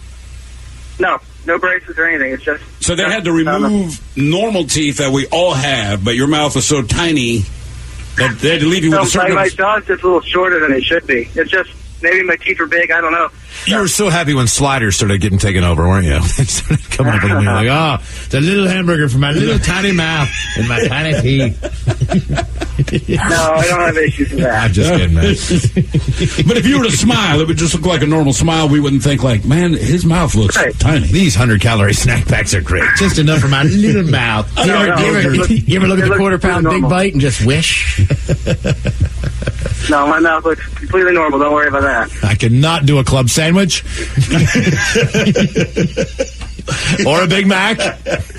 Don't ever go to the Carnegie Deli. It's tough enough for normal people, but your small mouth. A little tiny mouth. Oh, we're taking a test. For better or worse, he doesn't even eat hot dogs. He just eats pigs and like He eats his little Vienna sausages. A little tiny wiener. Oh, yeah, what a cocktail wiener. For better or for worse, what trait did you inherit from your parents, and what trait of yours do you hope to not pass down to your kids? He loves those carrots. He is so happy that he called right now. Like those asses. I don't have a small mouth. Stupid. You're right. Those 100-calorie snack packs are right there in his wheelhouse. Oh, man. It's a little tiny Oreo. It'll fit right in. He's like a chipmunk. Juice box. We're going to get some little tiny spoons.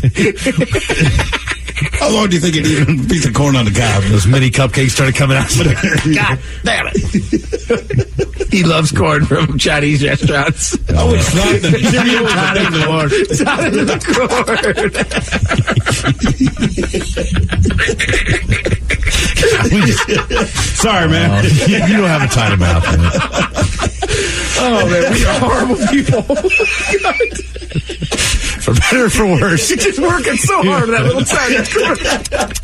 For better or for worse, what trait did you inherit from your parents, and what trait of yours did you hope to not pass down to your kids? Is this a normal tomato? Cherry. Oh, man. Yeah. I mean, he said, I had the right amount of teeth. I just didn't fit my tiny mouth. Oh, Jesus. Okay. Come on. Are we good? I don't know. Here's the best part about the tiny Asian corn. Is that he has normal hands, and it's a little corn on the cob, and he's eating it with his tiny mouth. And yeah, you're right, Miles. I picture him eating everything with his hands, like right there. Holy crap, dots. Taking a ton of ice cream pellets. Oh, man. All right. By the way. Sweet, are those cheesecake bites?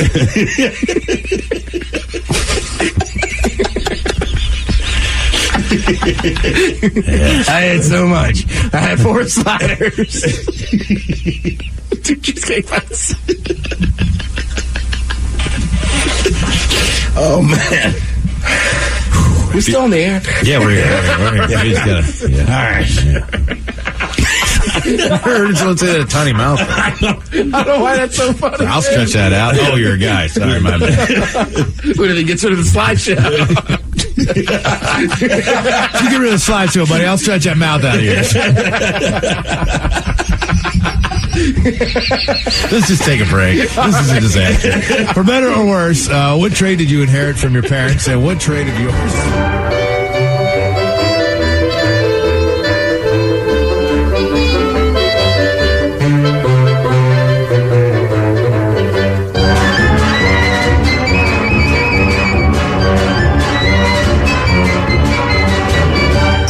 Has been taped before a live studio audience. Wardrobe and makeup provided by Mantastic Limited. This has been a presentation of the Men's Room Radio Network.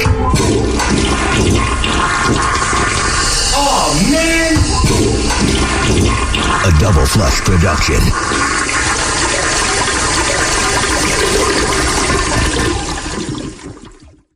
Want a little more pleasure in your life? Make 2024 your year to experience more pleasure than you thought possible. Lovers has the best adult toys, lingerie, and accessories to explore alone or together. Let our associates guide you on your pleasure journey and save 20% on your purchase with Lovers Afterglow rewards. Just mention Love 20 at one of our 18 Western Washington locations. Offer valid with free Lovers Afterglow rewards membership until January 31st. Some exclusions apply. Maximize the compensation for your injury claim with Phillips Law Firm. With over 80 years of combined legal experience, they won't allow the insurance companies to dictate what's good enough for you. Whether it's an auto accident or workplace injury, contact Phillips Law Firm today. If they don't win, you don't pay. I'm Glennon Doyle, author of Untamed and host of the podcast We Can Do Hard Things. On We Can Do Hard Things, my wife Abby, my sister Amanda, and I talk honestly about the hard parts of life. Join us and guests like Michelle Obama, Tracy Ellis Ross, and Brene Brown as we have refreshingly honest conversations. New episodes are out every Tuesday and Thursday, so listen to and follow We Can Do Hard Things, an Odyssey podcast, available now for free on the Odyssey app and everywhere you get your podcasts.